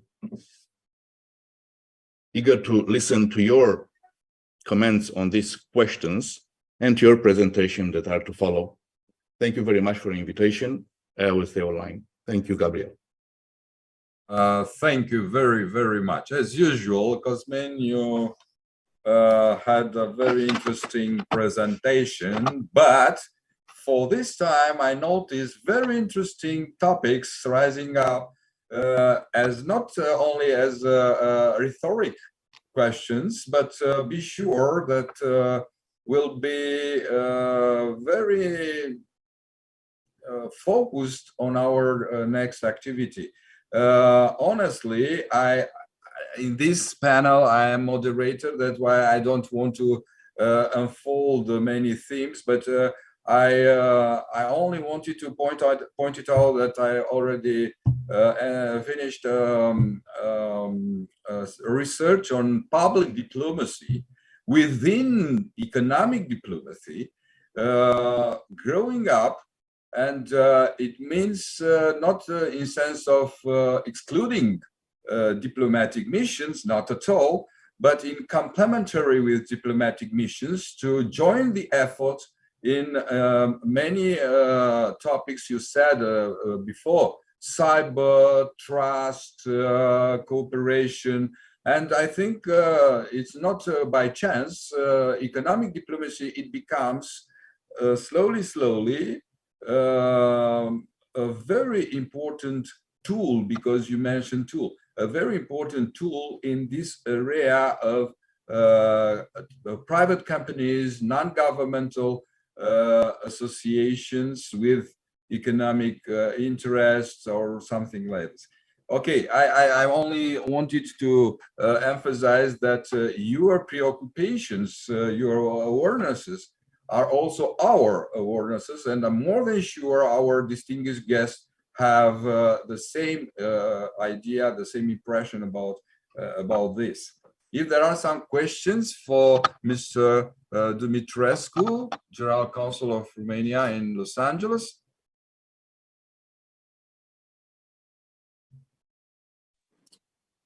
I don't have a question, but can I? Many answer.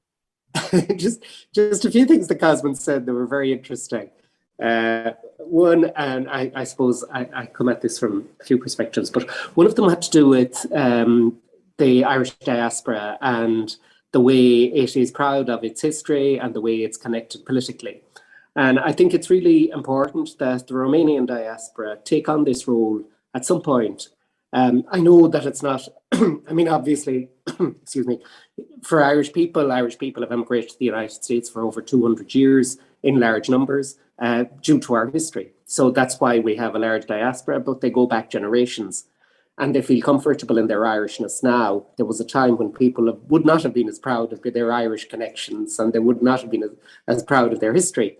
But I think, you know, we have a really, really strong, good Romanian diaspora in Ireland, and I suspect that this is true of the Romanian diaspora elsewhere, but they're not as active politically, they're not as active in the broader community as they might be. I think there's an encouragement that should be done with the Romanian diaspora to encourage them to become more publicly and active. And you know, I know many of them are very comfortable in Ireland. They've lived there for 20 years. They're well established. They're doing lots of things. But there isn't that thing of actually participating in the public domain in politics and these kind of things, that would be really useful, I think, to encourage. You mentioned our companies that don't always seek out our help and that don't always kind of come to us. I suppose, Irish companies that don't seek out our help are generally the very big ones. And they're the ones that feel comfortable doing what they do because they're bigger. And in some ways, they will only come to us when there is a problem and when there is something that needs fixing. And in some ways, that's a very good thing. I mean, we have a very small mission here. Our economic diplomacy is limited to a degree. We do as much as we can in terms of promotion, but actively encouraging company. And we work very closely with Enterprise Ireland, I have to say. We have somebody, but they're located in Prague, but they're dedicated to Romania. And we do have a very close working relationship with them. So there are things that we do together, but it is difficult to get attention for this part of the world from our enterprise agencies simply because the investment isn't as strong as it is elsewhere. So this is something that we grapple with, but we hope that we provide a good service to our companies when they are here. So I leave it at that. Just in terms of building trust, I think it's really important for us as an embassy to work with people, Romanians, in promoting Ireland, who we can trust and who have very strong reputations, and they work with other Irish companies to bring them to Romania, and we've quite a lot of that happening. So I think it's important for us to build trusting relationships with strong, trustworthy local people on the ground so that we can encourage people to come. Sorry, I'll leave it at that. I hope I didn't go on too long again. Thank you, Paul. I will also 1 minute tops, Gabriel, if I may. Yes, it's true. Romanians abroad should be more involved in the social tissue, and even politically. They are well involved in the economic area. They are building a lot of businesses, and I would say that the Romanian diaspora is growing faster than socially and economically, not only in numbers, than the most other diasporas from Europe, and not only. The dynamic is different. It spans from the Eastern Europe to the West Coast of the United States. You can meet a lot of different Romanians and different Romanian businesses in this wide area. And I would say that this evolution, Irish communities here in the United States arrived 200 years ago, as you mentioned. I think that this evolution somehow concurs with the evolution of the country. And Romania grew very fast in the last 30 years after the Berlin Wall fell, and after the communism regime was practically removed from Romania. Very, very fast. And I'm kind of envious with you, dear colleagues, diplomats in Romania, that you are working there in a very dynamic economy. The business is good in Romania. It's a country full of resources. I dare mention that Romania practically now, statistically, is the richest EU country when we talk about oil and gas supplies on its own territory. So the dynamic and the growth, economic growth, is so significant, and it's very attractive to any kind of business that is coming there. And I can see that business is coming from here, from the West Coast of the United States, and not only in IT, but also in entertainment, also in aerospace, in automotive, and not to say also, even if it's very far in agriculture, not only technology, but also food, biofood, and ecological one.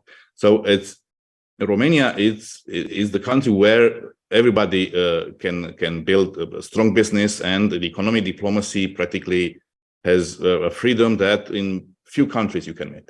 So from that point of view, Paul, I'm kind of envious, and I wish you all the luck, to all of our colleagues there, to have a very effective economic diplomacy, because Romania, I'm sure, that is supporting that. Thank you, and I apologize for taking the floor again. Not at all, Cosmin.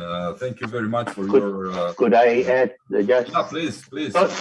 Sorry to intrude and take away time from the other, but from Mr. Dumitrescu, you mentioned about security and economy. I would like to just to add that with the current situation in Ukraine and with the port of Odessa not as capable as before, this somehow shifted more importance to the port of Constanța, which we in Malaysia think it is underutilized currently, and we hope to utilize this port and to be able to use this port for our goods and products. The president recently visited Singapore. One of the topics that he raised there was on to manage maybe to expand the port of Constanța. This is very interesting also for Malaysia. And on diaspora part, we have a not as big as, I don't want to one up Ireland because I can't. We have a small diaspora in Los Angeles, but I would just like I can only do this year because the recent winner of Best Actress was from Malaysia, Michelle Yeoh. So that I would like to say this is the only year that I can until the Academy Awards next year. So I just wanted to put that across that we do have diaspora that is very active in arts, of course in business and in other parts of the world. Here, our diaspora is not so big, but they do well. We have an artist here and such, but I just wanted to add those things. Thank you so much. Thank you, Mr. Ambassador. Very, really an interesting remarks. And yes, of course, security and economy always are hand in hand. More than that, I can say each kind of differentiations, growing differentiation between the lower status people and the richest status people are very dangerous for even national security inside the country, not only in the global level. So thank you very much again. There are other questions for our distinguished guest, Mr. Dumitrescu, please. Really, the theme... Do not challenge me. Really, the topics already raised up are very, very interesting, and I think are endless. I know you very well. You are a really spring of ideas, and I am very sure that in the next session I have to take notes and to have answers for each topic. Okay, other questions, please, for our distinguished guest? And if allow me, a friend of mine.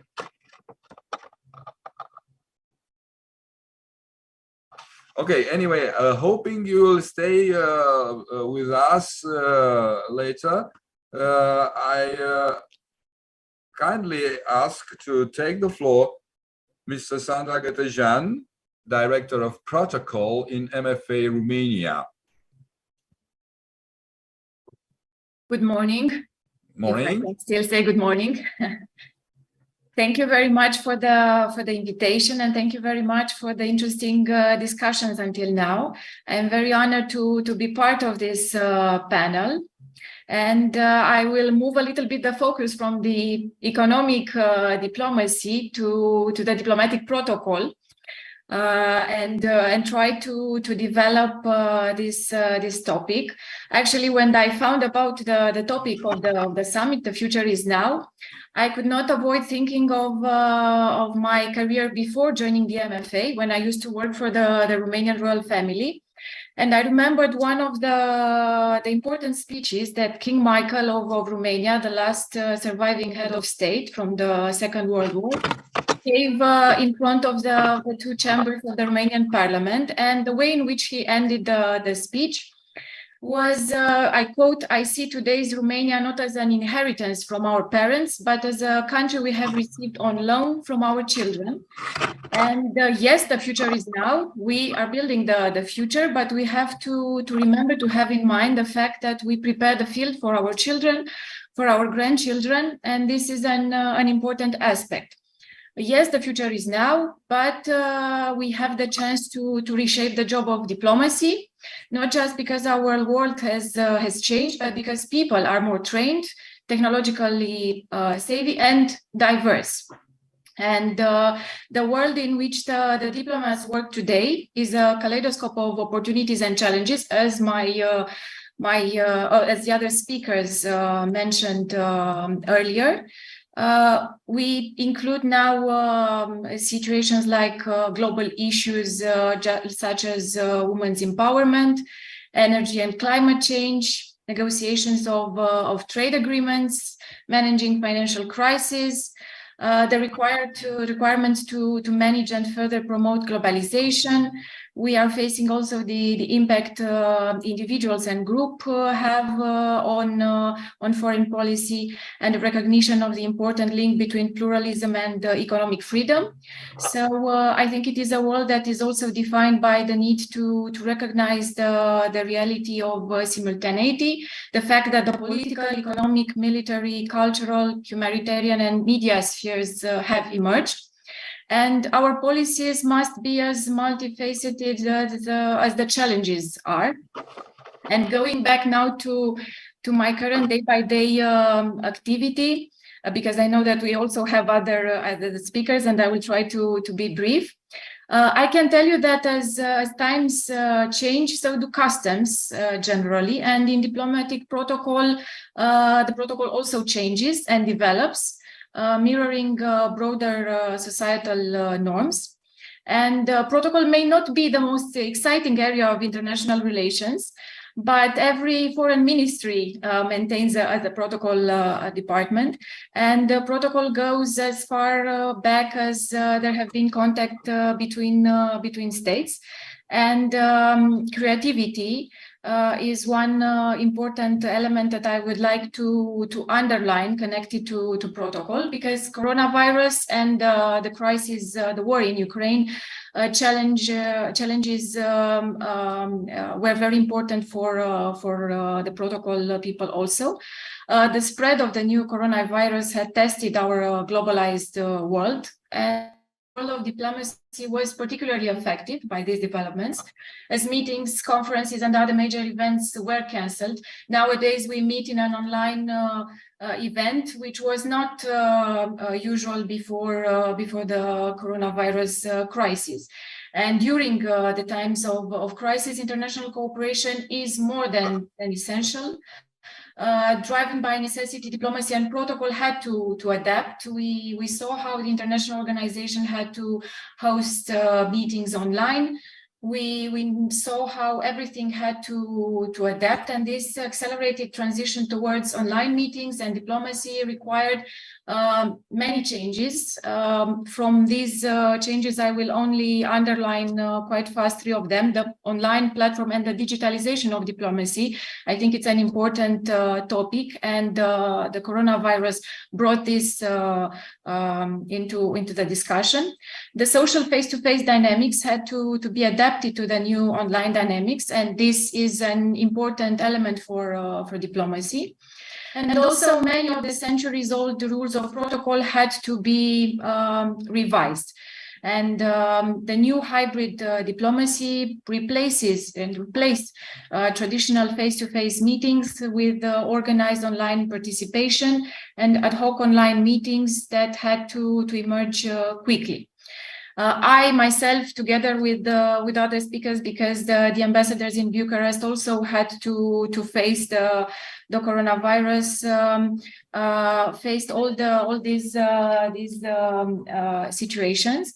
Another issue that also changed the perception of the diplomatic protocol was the war in Ukraine. It was another moment that made us adapt to the new realities in terms of visits, privileges, and immunities, because this is an important aspect of the diplomatic protocol day-by-day activity. Diplomats having been relocated to Bucharest, and other issues with which we have not been faced until now. And going from these sad and important events that took place and made us change the way in which the diplomatic protocol took and was organized and developed, I will move just for a few words to a more happy event, to the coronation of King Charles that we all faced a few days ago, that showed us the way in which a government can use a ceremony as an important diplomatic opportunity to present the country to the world. Of course, the ceremony and the diplomatic protocol was adapted to nowadays realities, but also they try to maintain the core elements of diplomatic protocol. And this is a ceremony and a situation that can be an example for us, the way in which we can adapt protocol to the new realities. To sum up and to end my speech, I would say that yes, the future is now. We should adapt to the realities. We should invest in people because they are the future from my point of view. We should embrace the digitalization, but we should keep in mind the fact that there are many instruments which make a complex and delicate mechanism of foreign policy work successfully and effectively. And the fact that diplomatic protocol is one of the most important among them. In fact, it is, from my point of view, the core of everything related to diplomacy, and any diplomatic activity is simply impossible to imagine without the diplomatic traditions and rules. Thank you very much, and if there are any questions, I will be very happy to answer. I thank you also very much for your presentation. I share your opinion about protocol. And from my experience, I can consolidate your topics already brought up in the discussion. Without protocol, sometimes can happen quite dangerous movements. Therefore, you must know exactly not how to adapt, but mostly what kind of issues can be adapted to the digitalization. Thank you again, Mrs. Director. If there are some questions or remarks concerning our colleague speech. I would have a question, Gabriel. Please. You know that I do love these guys from protocol. Yes, they help us very much in our activity. Yes. They help us to avoid awkward situations. I think that in digital diplomacy, there could be issues about the protocol. If you just put the flag upside down on your display, that would be quite hurtful for some partners, for example, only for reminding some aspects from diplomatic protocol. But my question is different. Yes, there is protocol and there are rules in economic diplomacy, and these rules are targeted on corporations, and depending on the culture where the corporation is coming from, the rules are really different and could hurt the economic relations. If we consider the corporations coming from, for example, from the area of the ambassador in Malaysia, the area of Pacific, South Pacific, Japan, yes, we know that there are protocol rules that are practiced inside the corporations, and they need to be observed also by us, by the diplomats, when we are tackling topics and we are trying to build relations with them. At the same time, there are more lax protocol rules in the Western corporations, where we know that there is a saying that the guys with suits work for the guys in jeans. I would like to ask our colleague and friend and partner, Sandra, how she believes that the diplomatic protocol accommodates the corporative economic diplomacy protocol. Thank you. Thank you very much for the question. And before replying, I just want to say a short example of the creativity and of protocol and the differences between the cultures. The funeral of the previous emperor of Japan, Hirohito, was a major international event with leaders all around the world. And the Japanese were very happy that the US president at that time, George Bush, announced that he would attend, but a problem was posed by traditional protocol, which dictates that the head of state are seated by precedence given by the date on which they assume their positions. So as the president of the US had only just taken office for a few days, he was the most junior in the seating arrangement. And however, Japan wanted to make the most of having the world's most powerful leader present at the funeral of the emperor. So the solution hit upon was to treat the funeral as a celebration of the emperor's life and not as a state event. So it was thus announced that the heads of state would be treated in the first instance in the order of countries the emperor had visited during his life. And the result was placing the American president at the center of the front row of attendant head of state.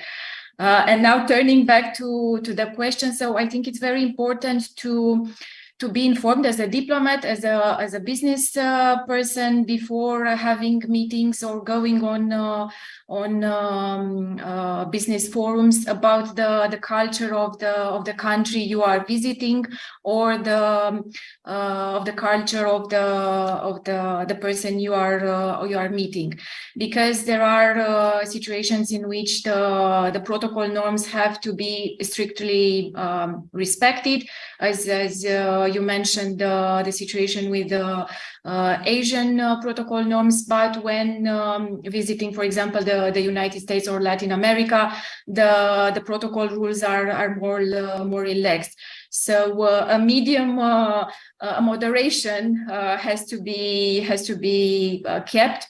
But in principle, I would say that definitely the person visiting the other country has to adapt to the traditions, to the cultures, and to respect, and that a medium norms of normality, given the dress code, the other norms that deal with protocol should be respected in any instance. So if you go to Asia, never dress in jeans for a meeting, but a normal day suit.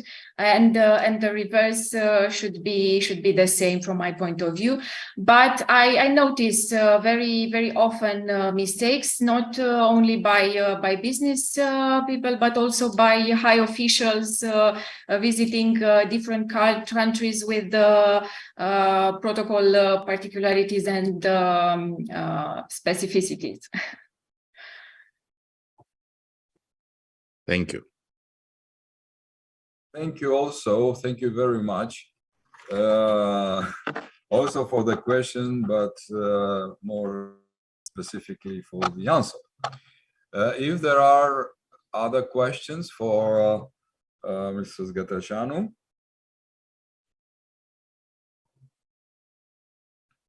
Okay. If not, anyway, we are together. If there are further on some other questions, we are here. If you allow me, I would like to give the floor to Ms. Marina Coandă Bundac, Director of Romanian Bilateral Chamber, Romanian and Portugal. And thank you very much for your constant attendance on our meeting. Well, Excellencies, distinguished guests, thank you first of all to the organizers for this opportunity to share our perspective over diplomacy and international relations.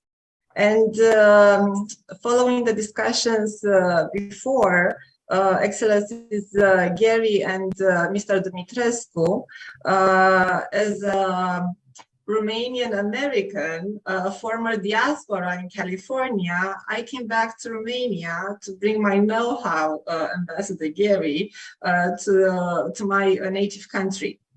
But today I'm addressing to you as the director and board member of the Romanian Portuguese Chamber of Commerce, and as a passionate advocate for humanitarian causes through my involvement with the Iowa Diplomatic Charity Bazaar and Red Cross Romania.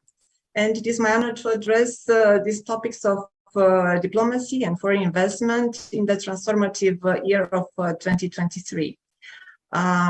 In today's interconnected world, the concept of soft power has taken on a new dimension. Soft power, as coined by Joseph Nee, as I started my PhD in this subject a few years ago, refers to a nation's ability to influence others through attractions rather than coercion.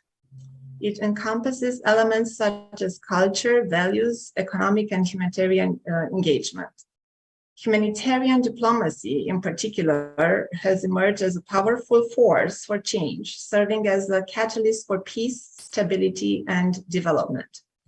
Only humanitarian response to Ukraine will require 11 billion to carry out humanitarian interventions. However, we must also acknowledge that diplomatic relations themselves are undergoing a transformation.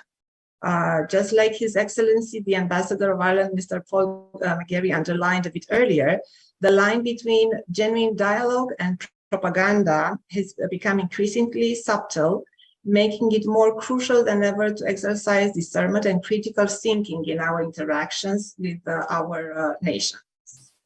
As we navigate the current complexities of diplomacy, it is crucial for us to leverage our strength and harness the potential of foreign investment for mutual prosperity. Romania's strategic locations, skilled workforce, and vibrant business environment make it an attractive destination for international companies looking to expand their operations. By actively promoting foreign investment, we can enhance economic growth, create job opportunities, and contribute to the overall well-being of our society. At this juncture, I am proud to highlight the growing momentum in Romanian-Portuguese bilateral relations. The bilateral relations between Romania and Portugal have experienced a remarkable upgrowing, with several official visits taking place over the past 2 years. These exchanges have not only strengthened our economical ties, but have also fostered a deeper cultural understanding and collaboration. The Romanian Portuguese Chamber of Commerce has played a vital role in facilitating this process, serving as a bridge between our two nations and fostering mutual beneficial partnerships. Furthermore, Portuguese investments have soared to unprecedented levels, with the sectors of green energy, agriculture, and digitalization leading the way. In 2021 and 2022, Portuguese investments in Romania reached a historical high, and this positive trend continues to evolve in 2023. Notably, the recent announcement of 70 million euros in investment by BA Glass stands as a testament to the confidence Portuguese companies have in the Romania's potential. With BA Glass becoming the solid glass packaging producer in Romania, this investment not only strengthens our bilateral economic relations, but also contributes to the growth and development of Romania's industrial sector. It is worth emphasizing that these investments are aligned with the global shift towards sustainability and environmental consciousness. The green energy holds immense potential for both Romania and Portugal, enabling us to harness renewable resources and reduce our carbon footprint. And by collaborating in this field, we can create a greener and more sustainable future for our nations. Furthermore, as individuals engaged in humanitarian endeavors, we must not lose sight of the fact that soft power can also be a force for good. By utilizing our collective influence and resources, we can extend a helping hand to those in need, both within our own borders and beyond. As a conclusion, let's embrace the transformative power of soft power in 2023, understanding the importance of humanitarian diplomacy, in the face of regional challenges.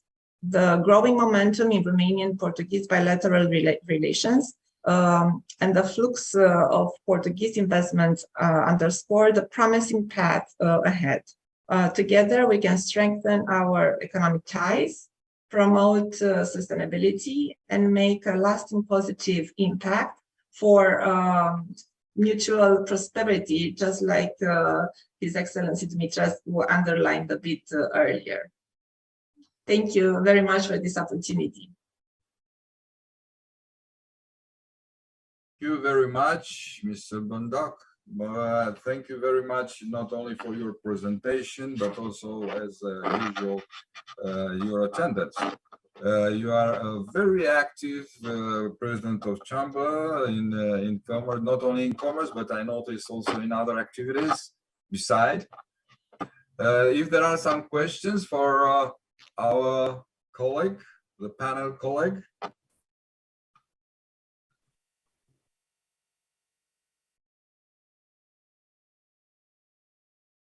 Okay, if there are not, please allow me to introduce one of the, I can dare to say,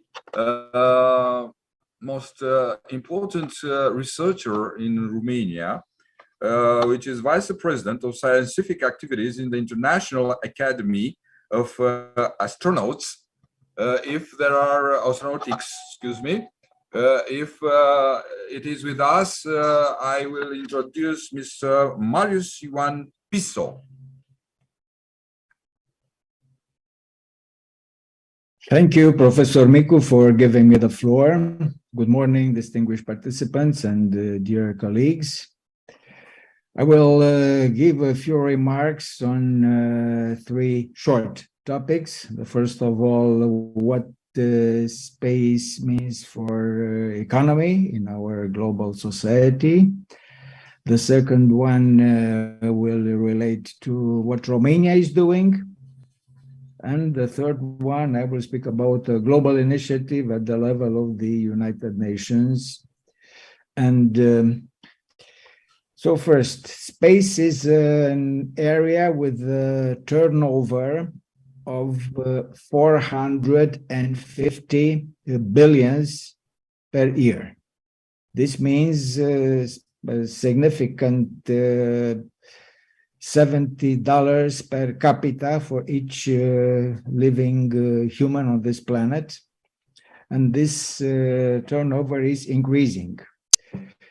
Space has three major components. The first one is science and technology. So space systems are already critical infrastructure for terrestrial science, and also they are drivers for technology.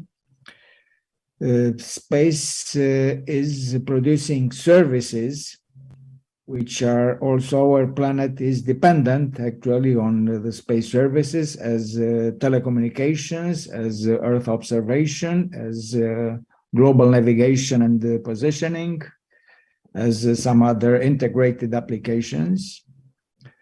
And the third component is security. Space is providing security helpers and assistance for let's say natural disasters, as floods, as earthquakes, as forest fires. Also, there are external threats. Not all of us are aware of the so-called space weather, which means potential dangerous phenomena coming from the sun, from our star. Also, there is a non-zero risk that Earth could be collided by some larger asteroid or comet, and those fields are taken very seriously. And another component of security is against the phenomena produced by people. And this means terrorism. This means also, unfortunately, war. So that's space.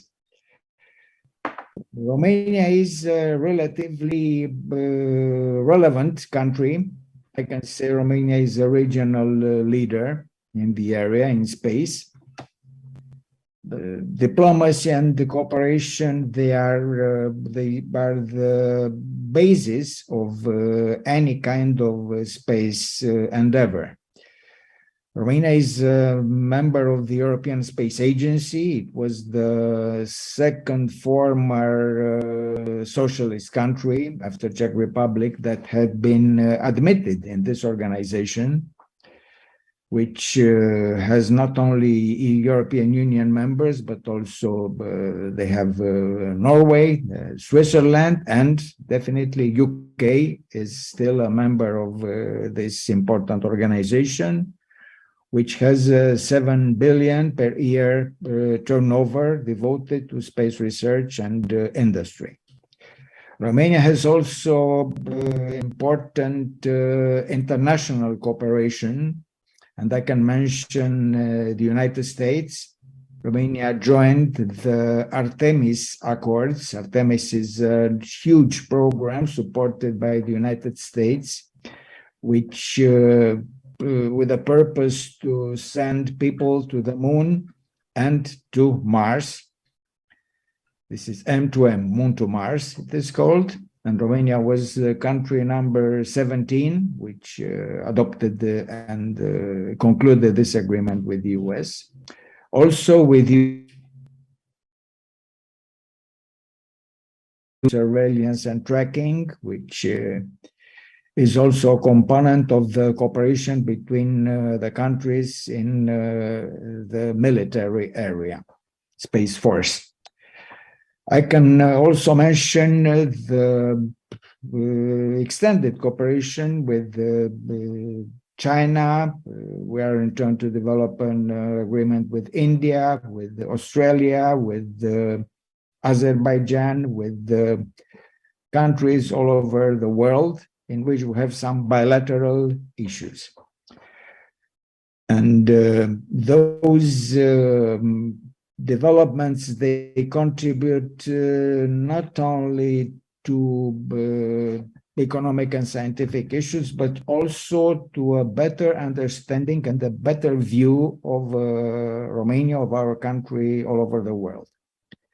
And I can mention, and this was the third issue in my intervention today, an important initiative where Romania was the leader. And then speaking about so I have the honor to be the chairman of the United Nations Committee on the Peaceful Uses of Outer Space for 2020 and 2021.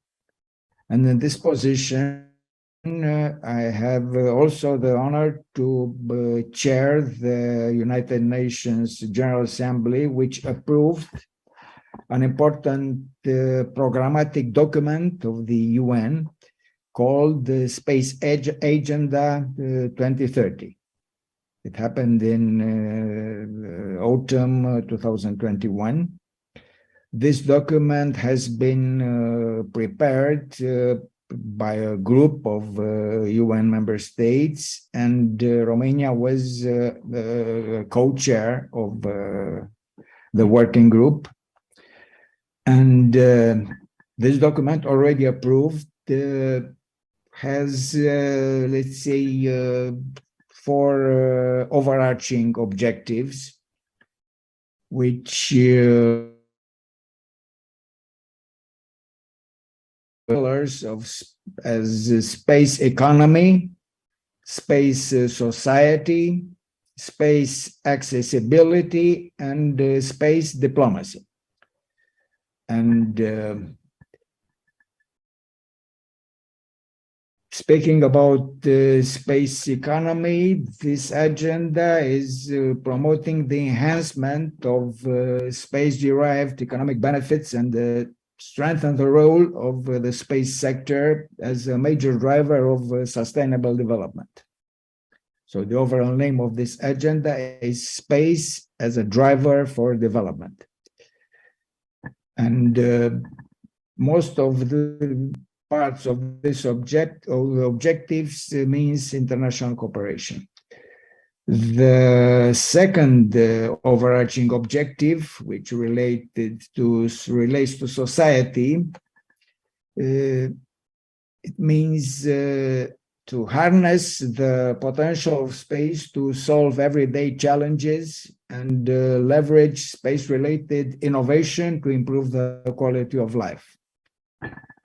And space technology and space cooperation, they have a major contribution to use of space technologies and their applications to support the development of socially and environmentally sustainable human settlements, infrastructure, improve livelihoods, urbanization, cooperation for space medicine, innovation, and many, many issues. Space is a very important component of the United Nations 2030 Agenda for Sustainable Development.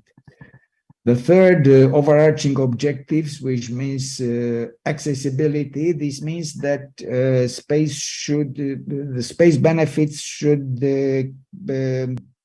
be accessible to most of the countries in the world. This means to improve access to space for all and to ensure that all countries can benefit from the societal and economical point of view from space science and technology applications and space-based data, information, products, thereby supporting the achievement of the Sustainable Development Goals. And because this is by chance the topics of our panel today, space diplomacy means to build partnerships to strengthen international cooperation in the peaceful uses of our space and in the global governance of our space activities. And I can give you here many examples where space was the glue for developing or also for building cooperation and confidence building between enemies. I have some 3 decades experience in representing my country in the United Nations Committee on the Peaceful Uses of Our Space, and I had many examples of issues which have been distressed due to space cooperation. You see, what is important at the end of my intervention is to reassure and reaffirm the fact that my country, Romania, is still investing. Romania has good capacity in space, which has been developed in the last 30 years, more of this. And we should, and we had already utilized those capacities for strengthening and extending and developing not only the political, not only the military, not only the scientific, but also the commercial components of our country in the world. Thank you for your attention. Thank you very, very much, Mr. Piso. I personally, I am already used with your very interesting presentations and really always something new, what I noticed, and I dare to say that we are facing to a really space diplomacy, as you already noticed, but also the space law.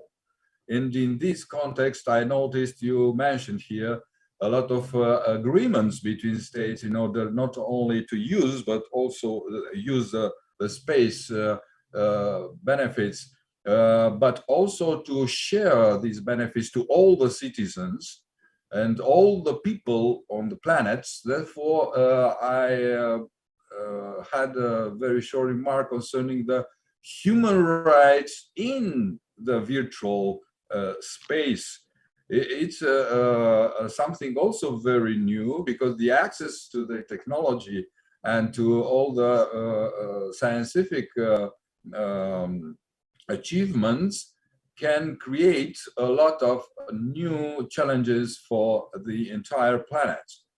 And secondly, is not a question anyway, neither the first remark nor the second, but I have noticed also a very intense activity of the International Academy of Astronautics, and I am very proud that you can deal with a lot of issues with very small financial resources, as in fact in all our economy we have. And congratulate for all your endeavors and all your achievements. If there are some questions for our distinguished guest, Mr. Piso.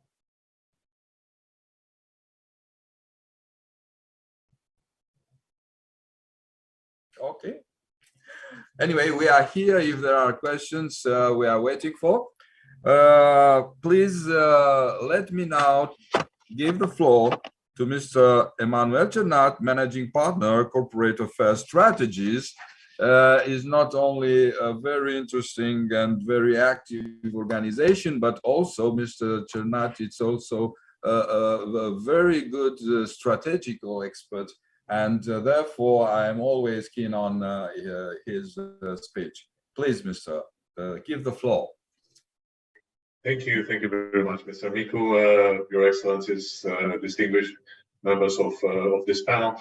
It is a great honor for me to be here and talk a little bit about a subject that is of very big importance for not only for me but today in our general society. As a former diplomat myself, and afterwards crossing into the private sector, but I'm always benefiting from the fruits of economic diplomacy. And if I would start by defining a little bit what economic diplomacy is, I will have to say that economic diplomacy refers to the intersection of international relations and economic activities where countries employ diplomatic strategies to enhance their economic growth and foster mutually beneficial relationship with other nations. Today we are in a globalized world, and this is increasingly a world which is increasingly interconnected and interdependent. The economic diplomacy, we all know, has become an essential tool for all the countries, and it was very interesting to hear perspectives from Ireland, from Malaysia, from Greece, but also to have a global perspective, let's say a cosmic perspective, which is always very, it gives a new perspective, and it's very useful when we are talking about the future. Romania, because I need also to address to the specifics of our country, and Romania is a well-known country with a rich history and a vibrant culture, and we have witnessed tremendous economic transformation in recent years. As a member of the European Union, Romania has enjoyed benefits of a single market and free trade agreements, providing it with huge opportunities for economic growth and its development. However, to fully leverage these opportunities, we must actively engage in economic diplomacy, and there are a couple of reasons for doing so. First and foremost, of course, the economic diplomacy plays a crucial role in attracting foreign direct investments to Romania, which are of key importance. We have seen lately, and we are very glad to witness new players on the Romanian market in Romania. The latest is the big investment in Oradea from Nokian, an automotive company, But the importance of foreign investment comes from the fact that they are bringing capital, technology, and expertise.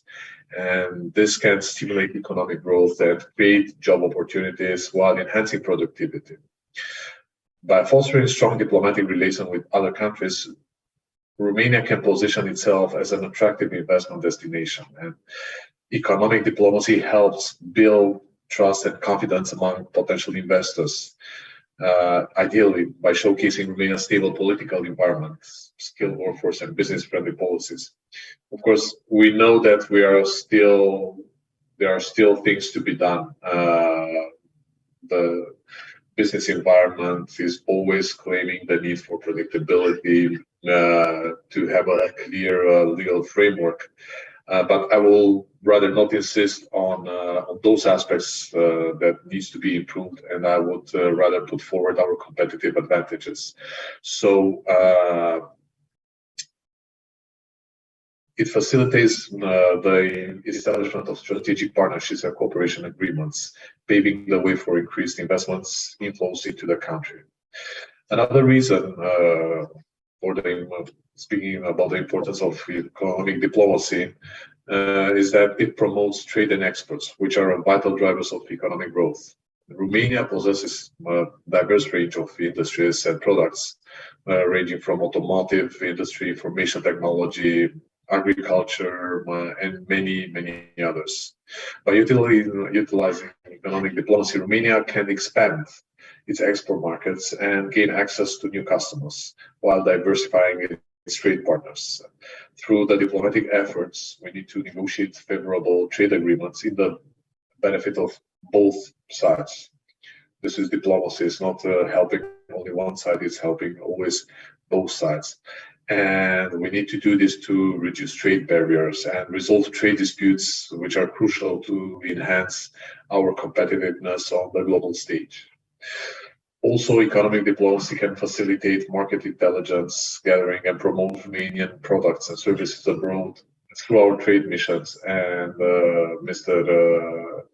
I know that our General Consul in LA needed to leave because, well, it's a very late hour on the West Coast, but I think that he's playing a crucial role in promoting also abroad Romania's interests. Also, we need to keep into consideration the fact that economic diplomacy fosters regional and international cooperation. In an interconnected world, as I was mentioning earlier, no country can thrive in isolation, and this is a reality. Romania, however, can leverage its economic diplomacy efforts to strengthen ties with neighboring countries as well as global players. By engaging in economic dialogue, collaborative projects, and joint ventures, Romania can enhance regional stability, encourage economic integration, and promote shared prosperity. Economic diplomacy provides also a platform for Romania to actively participate in regional organizations such as the European Union or NATO. But we've seen lately also new formats developing, such as the B9 format, which was initiated by Bucharest alongside Warsaw, or the 3Cs initiative, which is now taking into consideration the regional context and everything that is happening,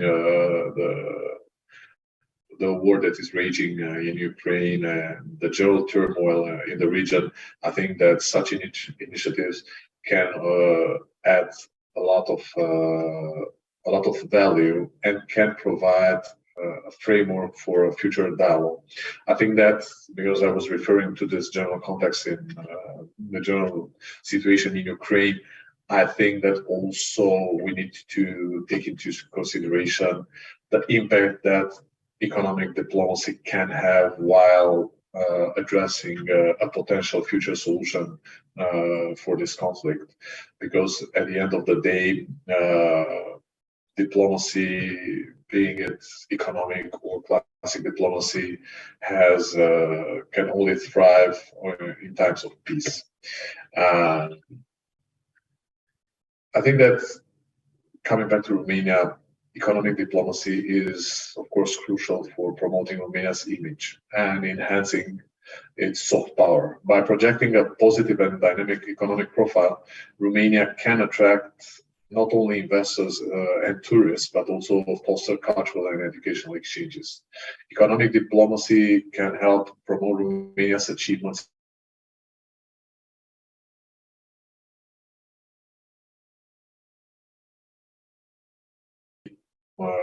we know that it allows Romania to showcase its cultural heritage, its artistic expression, the tourist attractions. I'm particularly keen on this subject, and I think that we have a lot of things to offer in this sense, and we can position the country as an appealing destination for international visitors. I know that already the time has passed, so I will try to summarize by saying that the economic diplomacy is of paramount importance for Romania, and it can serve as a catalyst for attracting foreign direct investment, to promote trade, also regional and international cooperation. And Romania needs to continue to navigate the challenges and opportunities of today and tomorrow by proactively and strategically approaching economic diplomacy as an instrument suitable to realize its economic potential and securing our national interests. Thank you very much, and hopefully I was brief enough. Thank you very much, Emmanuel. I think that I dare to say that your explanation and your presentation, it's kind of definition of economic diplomacy, it's such. And really you touched all the important things, all the important topics, encompassing economic diplomacy, and more specifically, I agree with you that traditional diplomatic activities even kept in their inside this function, economic function, beside the traditional economy, beside the traditional diplomacy. We have growing up another very important domain inside the public diplomacy, and this is why I appreciate a lot your specification concerning economic diplomacy as a part of public diplomacy. Thank you again, Mr. Cernat. And if there are some questions for our distinguished guest.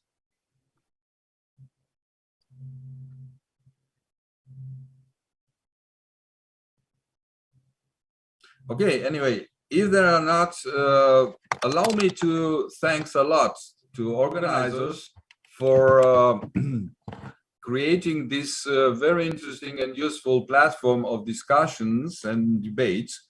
And I am very sure that their endeavors will be materialized also in the future in more and more interesting panels, including, of course, diplomacy in all sorts of its activities, economic, protocol, scientific, and so on.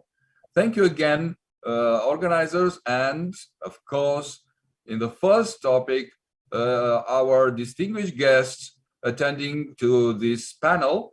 And of course, I share to my colleagues the experience already gained here. And I'm waiting for you to the next hour meeting. I don't know the date exactly, our now conference, at the next panel with a similar topic. Thank you very much again, and very well and good luck in the future in your activities.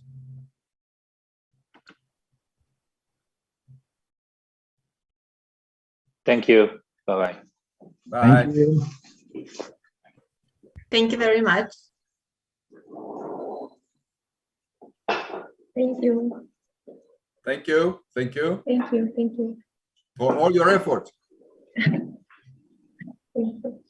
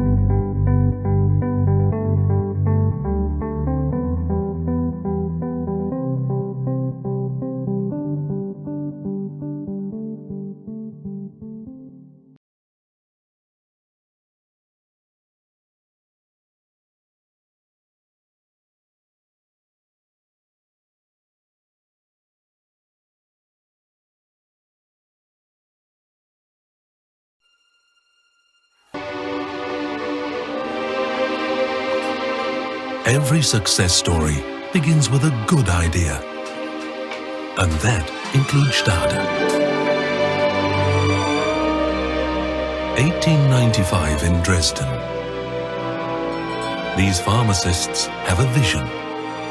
The standardized production of pharmaceutical products. The birth of Stade, the German abbreviation for Standard Pharmaceuticals German Pharmacist. All the best. The future doesn't just happen. Like history, it is made. We act with agility, because adapting to change faster than the competition is the most important factor of success. We believe in entrepreneurship because the ideas and actions of each and every one of us are the sparks that ignite future growth. We put integrity and respect for one another first, where standards and qualities are concerned. In order to act in the best interests of the company as a whole, we embrace the concept of one Stade. Together, we can write a new chapter. The future is in our hands.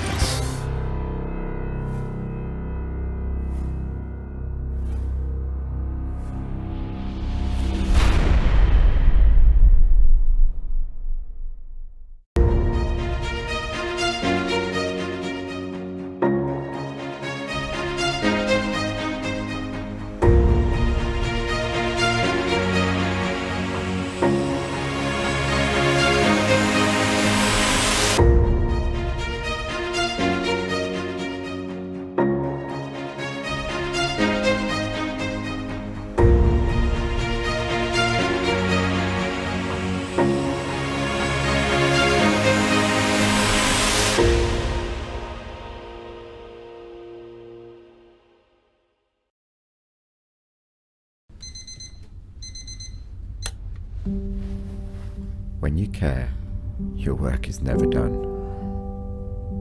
It does not end when pressure weighs, when days are dark, when it's no longer fun.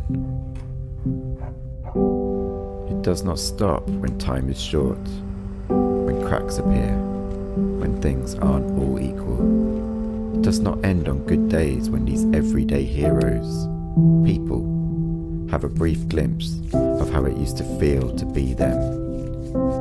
It does not stop because there's always more to be done, more to solve, to soothe, to support, hearts to be won, more to see and to know, further to go for the people that matter, everyone. Because one less seizure, one less scratch, one more extra spoon, one more personal best smashed is a lot of life to gain. When you care, you don't just invest. You are invested, not just in the flare-ups, not just in the pain, but in the meanwhile, in seeing the whole, helping them be, helping them see that despite the rain, the sun will come, and it will be better than expected, because connected, together, as one, those showers will lighten, smiles widen, days grow simpler, lives brighten. When you care, you leave no one behind, but you know there can be no patience, only time seized, because your work is never done when you treat people, not disease.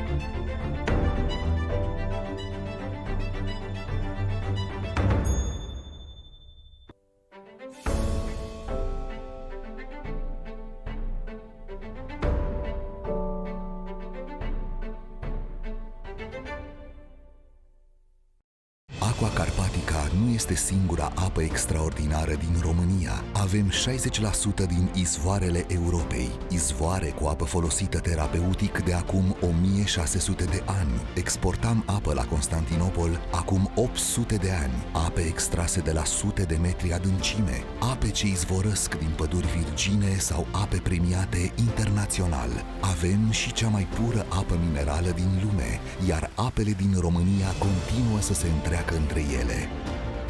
Încearcă noul izvor Aqua Carpatica, la fel de pur și cu gust unic datorat concentrației speciale de săruri. Aqua Carpatica din România, patria apelor minerale. INCDT Combodi is Romania's unique R&D institute for gas turbines, dedicated to aerospace with application in the energy field.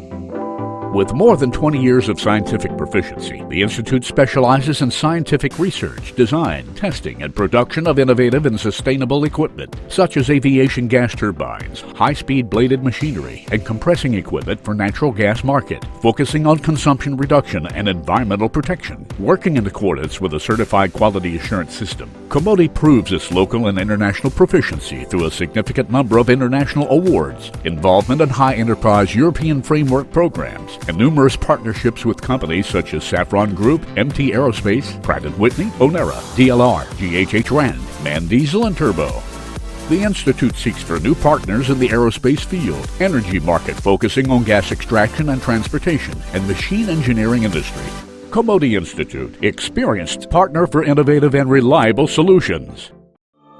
Pentru ca totul să se anime, este nevoie de suflet sau de energie. Noi am ales să transportăm țițeiul la rafinării, sufletul pământului, să dăm României energia de a merge mai departe. Păstrăm tradiția de peste 100 de ani și privim viitorul ca pe o promisiune față de generațiile următoare. Conpet, tradiție, suflet, energie. Ce rare sunt poveștile care se rostesc neîntrerupt vreme de 120 de ani. Povești care se scriu în fiecare clipă, care se reinventează și care oglindesc milioane de destine. Suntem împreună în fiecare clipă. Depășim granițe și provocări pentru a duce mai departe cu mândrie o istorie de peste un secol. Electrica Furnizare, furnizor integrat de energie electrică, gaze naturale și servicii. Tenul tău are multe de spus și la fel de multe de arătat. Reflectă-i calitățile cu noua formulă originală Gerovital Evolution. Super enzima tinereții SOD, cea mai activă enzimă antioxidantă și acid hialuronic ultra filler de ultimă generație, pentru un efect vizibil antirid și un ten ferm, complet reenergizat. Cunoașteți aturile, recunoaște evoluția. Gerovital Evolution.